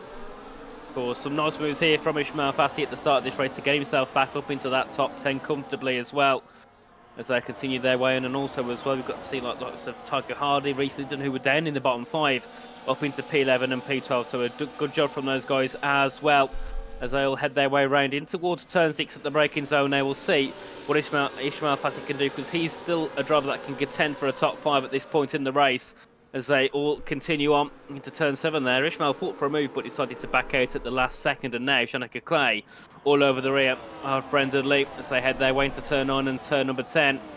We'll see here what Clay can do as well, because I think he's also an outlier here. He could definitely be someone who fights for a top 5 coming to the end of this Grand Prix, but then again, a lot of people in this top 10 easily could, so it's all about getting your strategy right and making your moves at the right time as they all head their way through the flat out section of Sector 3. And then, of course, heading in towards turn 15, yet again for the 12th time in this race. And still, Otis Lawrence leads ahead of Jake Benham, ahead of Jarno Opmeer. And then Istvan Pukki in the top 4, and Brendan Lee rounding at the top 5. Otis Lawrence into the pit lane, and some eagle-eyed viewers might be able to notice Fabrizio Donoso, despite pitting a lap later than Tom Manley, has actually come out ahead of the RB. Here's Thomas Ronhard looking to reclaim the position he lost to Joris Crozen. He'll get himself up into P8 ahead of the McLaren driver, or the reserve for the McLaren this evening. But that's very interesting to see. Tom Manley was not able to stay ahead of Fabrizio Donoso, and in fact let himself get overcut. I wonder, is that a mistake on his outlap? He'll be able to slipstream through on Fabrizio Donoso now, and all of them I think, are going to be ahead of Otis Lawrence. Wow, it's very tight at the back of the order. But yes, Otis Lawrence has just about been able to clear his teammate. However, the undercut, Nathan, not really proving to be all that strong today. Yep, certainly not. And obviously, you can see there, of course, Tom only gets up ahead, but Fabrizio Donoso having an undercut dropped off behind Otis Lawrence after the pit stop. So certainly not going to be too happy with that one as we head our way through the end of the second sector into the third sector with what would have been teammates last season, Jake Bedham and Jarno Opmeer, but this season, no, one of them's in the Mercedes, the other one is in the Alpine. Obviously, it's Van Persie in third, takes the Mercedes spot for this season. And you can see as well, following the three at the front, we've got Brendan Lee in the kit car, looking to try and make some moves as well. Having a decent season so far. Brendan Lee hasn't been on his top performance for the last couple of years, but going on to the F124 game, he certainly looks like he's definitely making some improvements, as we can see Jarno Opmeer take the lead of the race as they head into turn one. Yep, Jarno Opmeer for the first time will lead this Grand Prix. Thomas Ronhaar doing battle with Declan Barrett in behind, side by side through turn number 2. It seems like Thomas Ronhaar, he's got that inside line. He might have the grip advantage on these tyres. He'll go around the outside at turn at number 3. A nice move from Thomas Ronhaar ahead of Declan Barrett. A very tasty overtake from the Dutchman there. And I think now, with DRS, I think Otis Lawrence, Tom Manley, Fabrizio Donoso, they might be able to make this undercut work. But from the offset, didn't seem like it was the best strategy to opt for. So that is something that I think, whoa, as we ride on board with this Malfassi, he slides his way through that corner there. Almost put it into the gravel. Nice save there from the Spaniard. But yeah, I think now the engineers will be relaying the information to their drivers that the undercut, not all that powerful. Extend your tyres as long as you can and then go quicker at the end of the race.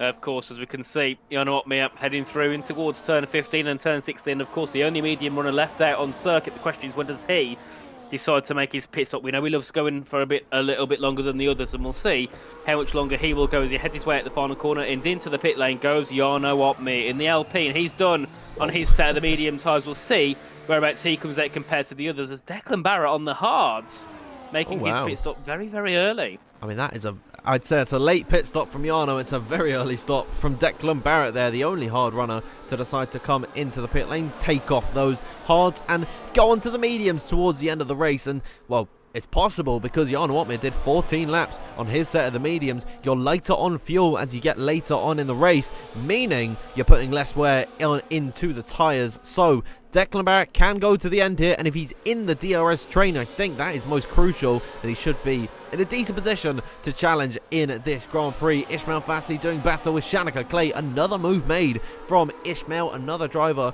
that struggled in qualifying, eliminated in Q2. It's good to see him challenging at the front of the order in P4 now.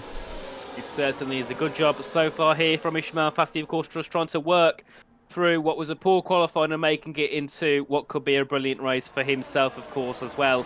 Thomas Ronhaar, poor qualified 10th there, a lap in Q3, looking to try and climb his way back through the field now, just trying to make a move ahead of Shanika Clay in the Haas as they head their way out of turn 15 in towards the final corner. There you go, and we can see there further back, Declan Barrett has got himself within a second of Jarno Opmeer, who's on about 7/10 back. He needs to try and catch up, but to be a little bit more safe too. The net top three, as we can see, Brendan Lee, Tamas Gal, Josh Ido now all make pit stops in this race. As we can see, the top two head down towards turn 1. It's the two Mercedes that lead ahead of the Williams of Ismail Fassi, Shanika Clay in 4th, and Thomas Ronhaar in P5. I've got to say, Dan, since the start of this race, we've had a lot of people make overtakes, a lot of people higher up than they were at the start of the race, such as Tyker Harding and Reece Linton. Yeah, there's lots of moves being made, granted. Lots of pit stops have also come out, so yeah, I mean, from essentially 11th is net P1 in the hands of Otis Lawrence at the minute. So I think once we see the last pit stops, then everything should level out. But I'm interested to see how the undercut is going to work for some of these drivers. Declan Barrett has found himself in the slipstream of Jarno Opmeer and almost a second clear, just under, I think, now, of Brendan Lee. So Brendan is going to be able to get that DRS. Very nice work from the two-time F1 Esports champion now. But it seems like in the DRS of another car, that is when you can make the undercut work, and that is why Tom Manley struggled with the pace early on, struggled to make that undercut work, and he is going to pay the price for it later on in this Grand Prix, but the oldest tyres out of anyone who has stopped. So Nathan, watch out for Tom Manley, because he could be in a whole world of hurt later on in this race as we follow along with the leaders, one of the McLarens of Joris Krozen and Tycho Hardy into the pit lane, but it seems like the top 5 all deciding to stay out here. They certainly are. Shanika Clay is getting in here on the back of Ishmael Fassi. Ishmael Fassi makes a move around the outside of Istvan Pukki into turn 1, looking to make a move ahead as they head into turn 2 and 3. It's going to be close to contact as they head their way through, still going side by side. The Williams versus the Mercedes down towards turn 4. And Shanika Clay also looking to get involved as well, but no moves can be made at the still.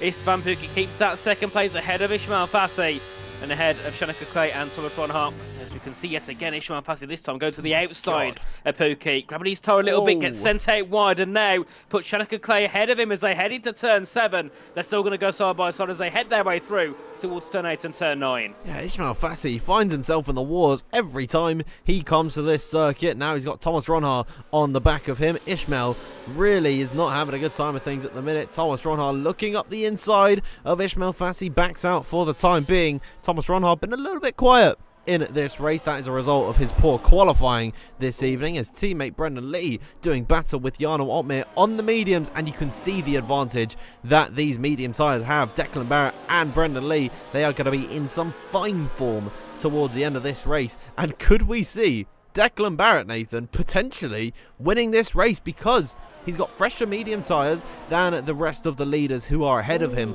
who are all aging? And what have you seen there? Ishmael Fassi overtook Shanika Clay into the pit lane. Bit gutsy, but he's done it. Yeah, it was a superb move, but it was a close one. I think they made a bit of contact as well, but it's hard to cut you off there, Dan. But yeah, Declan Barrett in such a good position. And then again, he's one of those drivers, he's very young, he's pretty new as well when you consider some of the drivers that are in the scene, and he's here fighting with the best, and he doesn't look bothered by pressure at all. No, absolutely not, as more moves being made in these net P1, P2, P3 positions. Declan Barrett down the inside of Fabrizio Donoso. This is for net 3rd at this point in time. Declan Barrett could be on a storming race here as Fabrizio Donoso still hanging it up the inside. Declan will finally get that move done. Only 3 laps on his medium tyres. He's got more age than the likes of Brendan Lee, who is trying to go around the outside of Declan. I mean, this is fantastic racing through and through. Here's Brendan Lee looking up the inside and will make that position. The 2-time F1 Esports champion gets himself into an EP3. Superb here from Brendan Lee. Of course, took 3rd after a penalty for Freddie Rasmussen back in Brazil, and looking now to maybe go one step further and take a victory around the Lusail International Circuit in WOR. A brilliant job so far here from Brendan Lee, a man who's been on form since the start of this F1 24 game, as Jake Benham makes his pit stop from the lead of the race, now promoting Thomas Ronhart up to the top. But I've got to say, another driver here, Dan, that I'm impressed with is Joris Krozen, up in P11 so far, and has caught back up within the 1 second of Jarno Opmeer here. I mean, it's a good race for Joris Krozen. What's that? It's a net P7, I believe it is for him. Net P6, I think, for Joris Krozen as Jake Benham exits the pit lane. Where is he going to emerge in this race? He'll come out behind Tycho Hardy as now Brendan Lee looking to do battle for the lead of this race. Look at that, 3 wide for the first position through turn number 2. Brendan Lee will take the lead of this Qatar Grand Prix with now 11 laps to go in this race. How long can these medium tyres hold on for Jarno Opmeer? Taking advantage of Declan Barrett. We might be getting to the point where the hards are going to start to overtake the mediums, because Declan seemingly struggling to keep pace with the likes of Jarno, Tom Manley and Otis Lawrence, and now he's been overtaken. What a move from Brendan Lee. 2 cars into turn 2. Brilliant. Absolutely superb from the 2-time F1 Esports World Champion. But we've got to focus on further behind us now. We've got Joris, Tamas, Tycho Hardy here, all looking to make moves and catch up to those on the hard tyres. Of course, Fabrizio Donoso here in the worst position on 7-lap-old hards, and really under pressure now, as we can see Thomas Ronhart and Reese Linton make their pit stops from 1st and 2nd, meaning Xander Van Dyken will be the only one staying out. And now we know he goes into the pits, so everyone will go into the pits now, and that will promote Brendan Lee to the lead of this race, as we can see him head out of the final corner and head back down towards turn 1. And now, Dan, this is where the race gets interesting because we've got old tyres, new tyres, different compounds battling. You can't even have a think of who you think will win here because so many people have the advantage at different points in the stint. Absolutely, we are now in the battle for P1. No more of that net first woke nonsense. This is the battling that we are looking for. As Fabrizio Donoso and Joris Krozen doing some battle here, Joris has found his way into P6. It's a great drive for the very new driver on this Tier 1 grid. You've got to say, I think this is only his second start here in PC Tier 1, and he is showing up today behind Declan Barrett. Tamas Gowers through on Fabi, and it seems like those 8-lap-old hard tyres really are struggling at this point in the Grand Prix. However, as the laps tick on, they should phase into this race very nicely, and as the mediums wear out, wow, what a move for Tamas Gowers down the inside of the next left-hander. He's got his way into P7. And there's nothing here that Donoso can do. You know, I wouldn't be surprised if he drops now down behind likes to Ron Harbour and Reece Inter by the end of this race because these tyres just have got nothing out there. They can't fight against any of these at all. I think they're pitted a little bit too early on those tyres. So definitely a big shame for Fabrizio Donoso, who had a decent qualifying as well, was up in P5, P6.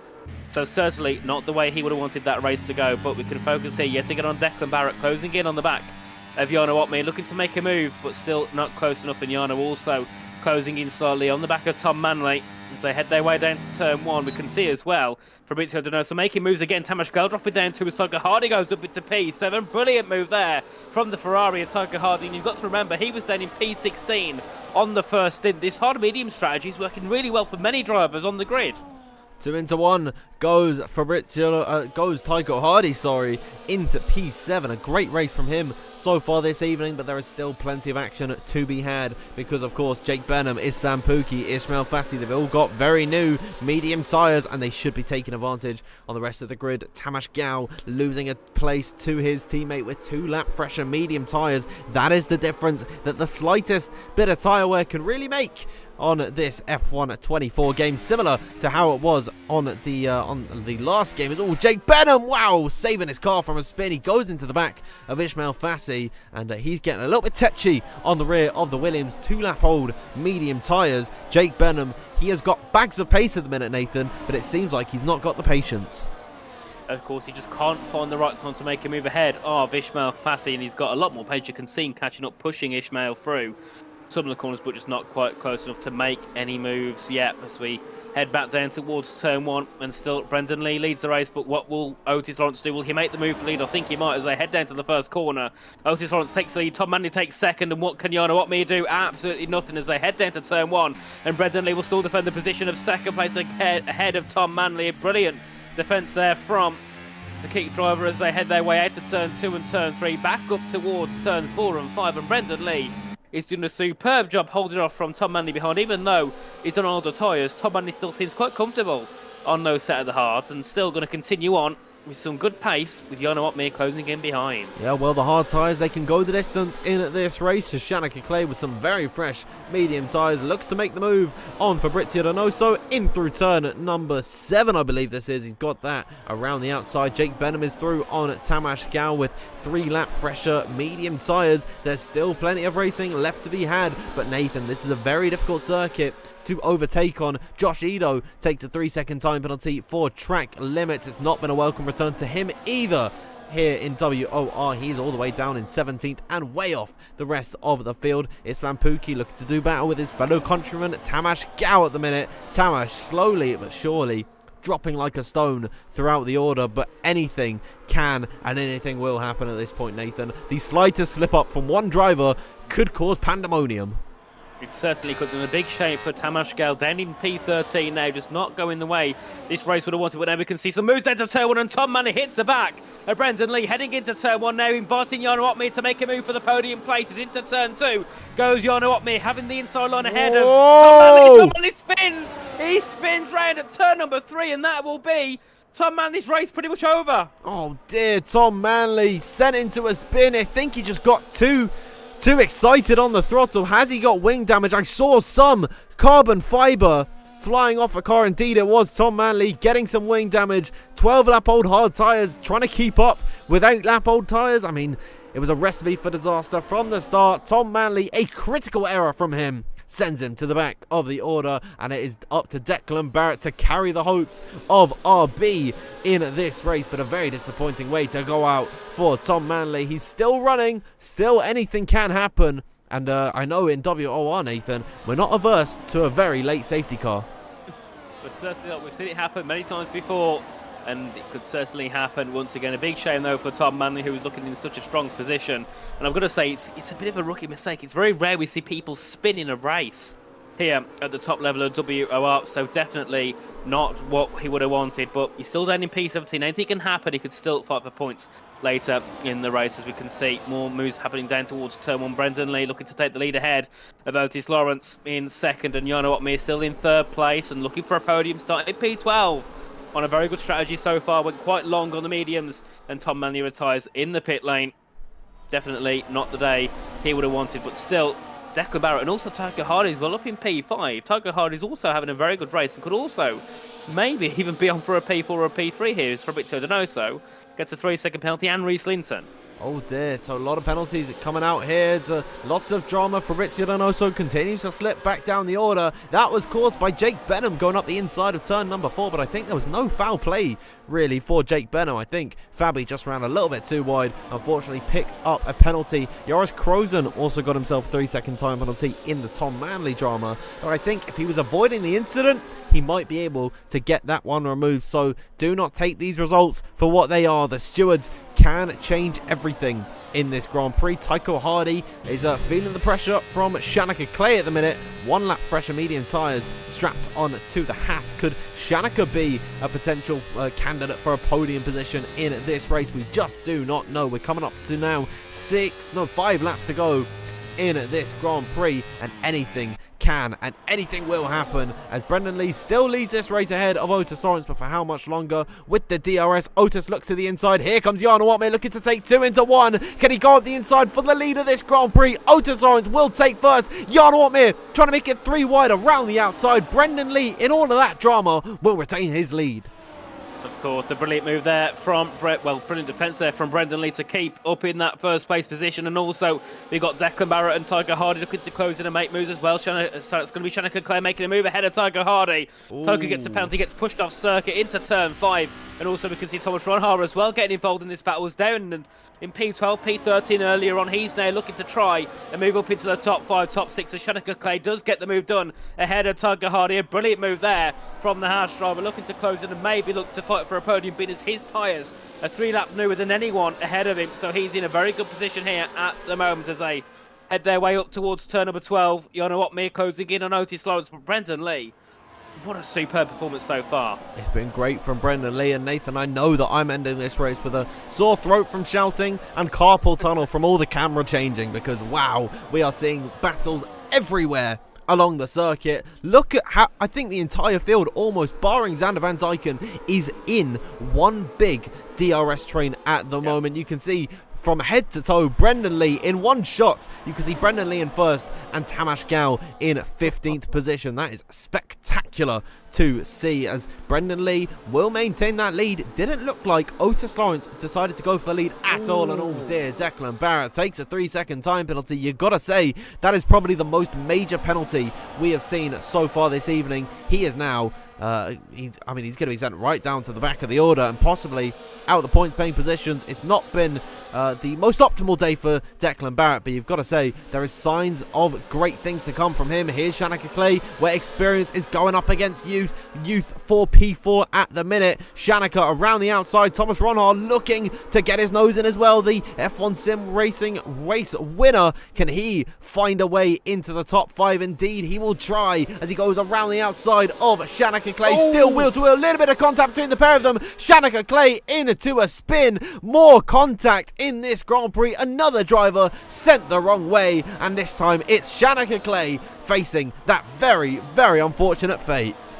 Yet again, a big show for another driver to get caught up in this race, and Shanaka Clay this time getting contact with Thomas Ronhan. I've got to say that the contact didn't look that big either, which is a big surprise. So it could be a little bit of fault there with the contact model as they head their way back down towards turn number 1 now. And Ronha and Benham and Ismail Fassi all trying to close in. They was all further down before, but they're looking to fight for the winners. Jano Otmir makes 1 move, he makes 2 moves. Jano Otmir takes the lead of the Grand Prix, heading into turn 1. Ahead of Otis Lawrence and ahead of Brendan Lee, who's now demoted to 3rd position. Defended on many laps before, but couldn't do it this lap around. And Shanika Clay will retire in the pit lane. A big shame because he could have been on for a podium here tonight due to his pace and the tyre that AG had when he was trying to fight those up in the top 4, top 5. But still, Ron Hart looking to make moves this time around the outside of Declan Barrett, but grabs the front right of Declan Barrett's tyre and unfortunately still doesn't get that position. I mean, Thomas Ronhart still on the back of Declan Barrett. You've got to say, very questionable spin that Shanika Clay had. I think the contact medal on this game is very interesting indeed, because you're absolutely right, Nathan. It really didn't look like there was much contact on either side of things. There's a lot of contact there, though. Declan Barrett and Thomas Ronhart coming to blows once again. Declan off the circuit almost, and that was in the same part of circuit. Thomas Ronhart involved in an incident. I've got to say, that didn't look good on board of the Kick Sauber car. He's essentially nudged Declan Barrett out of the way, and that looked a little bit more aggressive than what happened with Shanika, who is now out of this Grand Prix. But the elbows are out with 2 laps to go this time by. Jano Otmir leading this race ahead of Otis Lawrence and Brendan Lee in 2nd. But if we've seen battling, we're going to see it all tenfold, Nathan, in these last 2 laps. This could be absolutely amazing. We got, what, 7, 8 cars all within a couple of tenths of each other. That's nearly 2 seconds separating 7 cars who are all going to be using the battery, all using DRS, all looking to try and battle for the lead of the race and for the victory. As Brendan Lee looks to make a move around the outside of Otis Lawrence, but just couldn't quite have the grip to make it work, but it was close. It was a good effort as Ismail Fassi takes a 3-second penalty. We got more and more drivers now taking those penalties. And if we look at Julian Kleffenbach in P11, he will be finishing P8 because of the penalties alone. I mean, that is incredible. And this is what we were talking about earlier, how the penalties can completely change the complexion of a race. But it is good to see that everyone in the top 5 is penalty free. And look at the different stories that we are seeing here. Jano Otmir from 12th on the grid now leads this Grand Prix. The pole sitter Otis Lawrence, Brendan Lee on his medium tyres, Thomas Ronhart and Jake Benham with some considerably fresher tyres strapped onto their Kick Sauber and Mercedes cars. And I think this last lap is going to be one wild ride. It certainly could be, as we can see them all head out of the final corner, back down towards turn 1 they go. And now all the ERS, all the batteries going to be used as they head down towards the first corner. Otis Lawrence on the charge ahead. There he goes. He takes the lead of the race. As we can see further back as well, Brendan Lee looks to make a move around the outside into turn 1, into 2nd he goes. And for now, Jano Otmir still keeps that 2nd place, and Brendan Lee has a bit of a slide, and still Otis Lawrence has the lead ahead of Jano Otmir, and all these on the old hards somehow keeping against those on the newer medium. Yeah, brilliant stuff there from Jano Otmir to defend his position, but he has lost the place to Otis Lawrence. Is there any opportunity for Jano Otmir to find the move on this final lap as they complete the first sector for the final time in this race? What will happen for the last 2/3 of this Grand Prix? Will it be Otis Lawrence coming after an awful Sao Paulo Grand Prix, or will it be Jano taking his 2nd win in a row this season out of 2 Grand Prix? What will happen here, as still Jano Otmir biding his time on the back of Otis Lawrence? I think Brendan Lee and Thomas Ronhart, they are out of this fight, and I'd say Jano Otmir has no opportunity to go through. He might have to look at his mirrors at the charging Brendan Lee in behind, but we'll have a look at Otis Lawrence through the penultimate corner for the final time. Brendan Lee off the circuit there. His opportunity to take the lead has gone amiss, and through the final corner, Otis Lawrence, after a torrid round number 1, will come across the line to win here in Qatar. Jano Otmir from 12th on the grid finishes in 2nd, and Brendan Lee from 9th, he will finish in 3rd. What a race, what a sensational battle for the lead we have seen in the dying laps of this Grand Prix, and it is the pole sitter Otis Lawrence to take the win today. What a race. What a race we had there, but also what a performance from Otis Lawrence, Jano Otmir and Brendan Lee. Superb from those 3 at the top of the field at the end of the race, and we'll see the podium there, and we can see, of course, Otis Lawrence on pole, takes it to a win. Jan Otmir started 12th. Brendan Lee started P9, absolutely superb from those three indeed. And Jan Otmir and Brendan Lee, 2 races in a row and 2 podiums for both of them. A superb job for them all. And of course, Thomas Ronhard there in P4, just about missed out of a podium by just over a tenth of a second. But then you look back to the likes of Tamás Gál and Deckenbach, who were down near the bottom. They was also only a couple of seconds away from a podium. That shows how close the grid was. But at the end as well, Julian Klapperbach was out of contention for any points, but got PX of penalties. Yeah, I mean, we'll have a look at the podium celebrations there. Otis Lawrence taking the win, and we're going to have a full rundown of the results. We've got to do it in 15 seconds here. Please get my game load. Why doesn't it like for me to see the results here? I will never know. Otis Lawrence, though, taking the win here this evening. Yeah, he's not showing at all. Jan Otmir in second, and third was Brendan Lee. The results have not come up for me whatsoever. Fantastic. I mean, that's one way to top off this race, but what can we say about that Grand Prix? From start to finish, drama. It was brilliant to see. Lots of varying strategies coming into effect, Nathan, and it seemed like in the end I was proven wrong once more. I mean, I'm 0 for 2 this evening. It's not been a good day for me at the office. I said that the hard to the medium was the better strategy. 1 and 2, medium to hards. Really well done to both Otis Lawrence and Jan Otmir there. I mean, it just shows how good they were, because at the end they was on the worst ties. It was looking like, oh, they're going to drop a few positions, like it did for some others, but the end they just held it together. They kept the composure, didn't get too affected by the pressure like many others behind did, and they took it to the end and got second and first and second. Of course, a brilliant job from those two, but also all those behind. Brendan Lee, it's one of those where one more lap Brendan Lee could have took the lead, or maybe Thomas Ronhard could, but then another lap it could have been someone else fighting for the lead. So it just shows how you've got to do it at the right time, because every lap it can change, but you've got to make sure you do it on lap 29 when it really, really counts. Absolutely, and it worked out in the end for Otis Lawrence. I'll bring us over to the interview screen, and we will drag in Otis Lawrence, your race winner here this evening. Otis, coming into this race, first and foremost, can you hear me, my friend?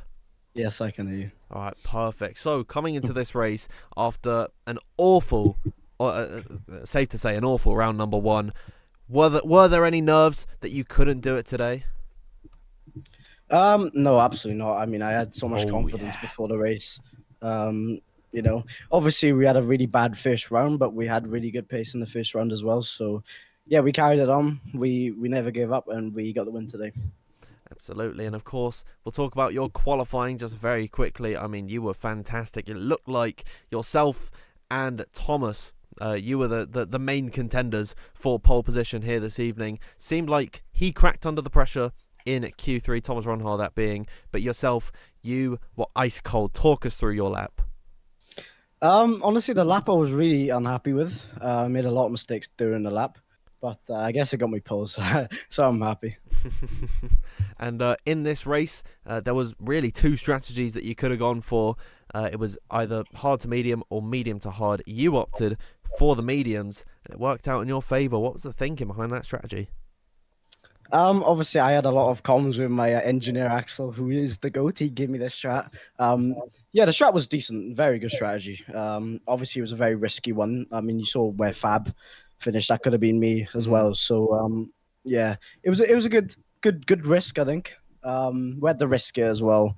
Yeah, I think every strategy is a bit risky on this game, to be fair. So, yeah, we held the track position, and yeah, we did what we needed to do, and yeah, I'm very happy. And in the final laps of the race, the most crucial part of the Grand Prix, you were fighting it out with 2 very experienced F1 esports world champions in Jan Otmir and Brendan Lee, and you came out on top in that last lap, in those last few dying moments of that race. What was going through your head? Yeah, I had a massive leg shake going onto that last lap. I mean, I think I came out the final corner and knew when I had it, because I know the DRS and ERS is just way too powerful on this game. It's very, very intense game to race on. So, yeah, anywho, I'm happy. We nailed it today, and yeah, I'm going to come back stronger for the next one. Yeah, podium last time you visited here, and now a win tonight. You're in some fine form. That's all from me. Nathan, anything you want to say to our race winner? Just one question. And yeah, I do have a question today, Otis. Yes. So, first of all, welcome in. Congratulations on the victory, mate. A really good drive from yourself. But obviously, going through onto this brand new game, we haven't had that much league racing just yet. But how are your thoughts with it being obviously lots of, there's no dirty air at all. So, everyone's within a tenth or 2/10 of each other. How do you think that affects the race on this new game? Obviously, I think it makes it great for the spectators who are watching. But for us, it's really intense. You feel a lot of pressure when you've got literally like 5 cars behind you within 8 tenths, especially at Qatar with a long straight now. So yeah, it's intense. I wish they tweaked the dirty air a little bit. But yeah, that's my thoughts. I mean, I think we all wish a lot of things, but we don't always get them, do we? So we'll have to No. hope something happens. But anyway, mate, yet again, a brilliant drive from yourself, and hopefully we can see you again on the podium once more in the future. So have a good evening, mate, and we'll Yep. speak to you again next time. Thank you guys. Thank you. Hope you guys enjoyed. Bye. Thank you to Otis Lawrence joining us, and I really liked his confidence coming in here and answering those questions. I asked a pretty mean question, actually, about his... That was not really good, round number 1, and his response... beautiful. No pressure whatsoever here today. He was better than everyone on the field this evening, but of course one man gave him a sensational fight towards the end. Jan Watmir, welcome to our commentary box. Thank you. Wait, actually, I just remembered I had the wrong mic on. Thank you. So let's start off with qualifying. It was pole last time out in Sao Paulo. It was P12 today. What happened here? I have no idea why I was so slow. Race pace was really good. Qualifying pace was horrendous, and I've got no idea why. So, it is what it is, I guess. Well, it didn't matter in the end because, of course, you had the strategy on your side, which seemed to be the better call to start on the mediums, climb up through the order, and then stick it out on the hards. What guided your decision to start on that set? Yeah, not really a lot of thoughts behind it. I just saw a lot of people go hard, so I was like, you know what, I'm gonna try the opposite. But yeah, I think we could see from Brandon that both strategies were really good. Boxing early from hard to medium was good. Boxing early from medium to hard was good. Boxing late was good. So yeah, it was just it's really easy to make the strategy look great if the pace is good as well. So yeah, pace was really good in the race. I could feel that early in the mediums. Got past everyone quite easily, and even up onto the pit stops, I felt like I was quite up there with the hard runners. Oh yeah. So yeah, felt great. I know, you were absolutely fantastic in the race, and then in the last few laps there was a little bit of a hairy moment. Truth be told, I thought your race was coming to an end there and then with Tom Manley. I think you went around the outside, he got caught lacking and went into a spin. Was there any worry there from your side of things? No, not really. I mean, we were really far apart when Tom spun. I think it was into turn 1. It was a little bit scary because there was some weaving going on up front. Tom got confused, I think so, and yeah, boxed himself in. Had to brake really suddenly. I think there was a contact as well. And yeah, I almost had to avoid and just went the opposite way. So there was space there, so went around the outside, and that obviously turns to the inside for the next one. So that worked great. And yeah, I think maybe just on the dirty part or less grippier part of the track. Caught him out maybe. I don't know exactly what happened. So and well, it ended in tears for him, ended very well for you, and once again you've got all the adoring fans in our live chat, and I'm sure you've got the best engineers in yours. Are you still working with them to get the strategy absolutely perfect? Today a little bit less, to be honest. Because yeah, Qatar is so intense with DRS, or at least this race was really intense with DRS slipstream. Like last week, it was a lot about the weather situation, of course. And yeah, I was asking chat what tires everyone was going on to, but now it was all quite clear what everyone was doing. So, still thank you to the team over at other Twitch servers for helping me engineer today. And yeah, we'll be back next week for more engineering with Twitch. Yeah.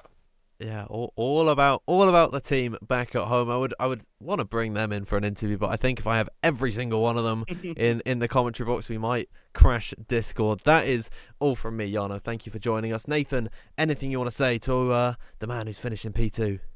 So, first of all, congratulations on second from what looked quite, a decent position in qualifying after starting P12, but you made it work in the end with the strategy. But just a quick question from me. Obviously, next week we head over to Abu Dhabi. What are your thoughts on that circuit?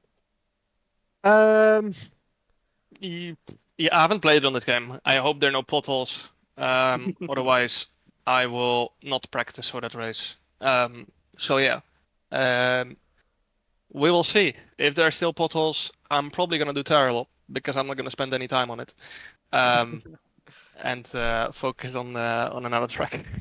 Oh, that's fair enough. I mean, if we ignore Abu Dhabi, then the week after we head off to Texas. Are you a bit happy with that track? Yeah, for sure. I like Texas. It's always a really hard one to get right. Usually quite high chance of rain, I think so. Always a lot of rain races there. So yeah, can't wait. Cool. So, well, if Abu Dhabi doesn't go to plan, at least you can rely on Texas the week after. So, anyway, Yano, thank you for joining us. It's been a pleasure to have you in the commentary box, and we'll see you again next time, hopefully. Thank you. Thank you. Bye. Thank you to Yana Watmere for joining us once again in the interview room. Unfortunately, no Brendan Lee here this evening. We normally do get a chat. It's a shame. Yeah. It's a shame. It is a real shame. No Brendan Lee here this evening, but maybe it would have been a different story if he took the win here today. But once again, great drive from Brendan. That is 2 podiums on the trot for him. I think firmly now into second position in the standings. But it is Yana Watmere, P1 in Sao Paulo, P2 here in Losail. He's off to a flying start for what could be, I think, his 3rd title in a row. Of course, he won season 13, then he missed out on season 14, season 15, 16, he took the championship. Now in season 18, we skipped 17 in PC Tier 1. He could be looking to make his 4th title. I mean, that is unbelievable, and he's off to a great start. Yeah, it's mental, isn't it? 4 titles, everyone else has won 1. It just goes to dominance, doesn't it? It's been unfortunate that he hasn't been able to win it in sim racing in the last couple of years, but in league racing, he just shows how good he is anyway. He can be good in any situation. Yeah, I mean, it's been, 2 years? 2 seasons of F1 sim racing that we've not seen Jan Watmere be the champion. Yeah. It's feeling a little bit wrong at this point. And he was off to such a great start on the last game. Fortunately, Freddie Rasmussen, when the time was right, he took victory. And it was an incredible fight for the title. And I have no doubt next time by, when that does come back, we're going to see some even more brilliant battling. But let's have a look at the calendar. As Nathan mentioned, we are headed to Abu Dhabi next time out. Jarno complaining about a few potholes. We'll see if that's a problem. But Abu Dhabi, Nathan, normally you've seen that at the end of the season. It's actually the title decider last time out, I believe, in season 15. 16. Granted, it was a while ago, but it's a great track at the early points of the calendar, and we'll see some great battling, I think. I'm sure we certainly will. I love the track. I think it's a brilliant layout. You can get a bit of decent race in there as well. And obviously with it being, obviously you have the final sector, which is quite thin and very slow. But then you also have some of the faster parts, obviously in the first and the second sector. So it also allows you to have a bit more of a difference in setup. And that's where we get to see the different drivers, obviously, in the different sectors shine. And we might even see some great battling throughout the different sectors. And where we'll see a difference in one sector, then the next sector, the driver just comes back up because they've got a lower downforce setup, for example. So it does make it, it does make the racing really great there.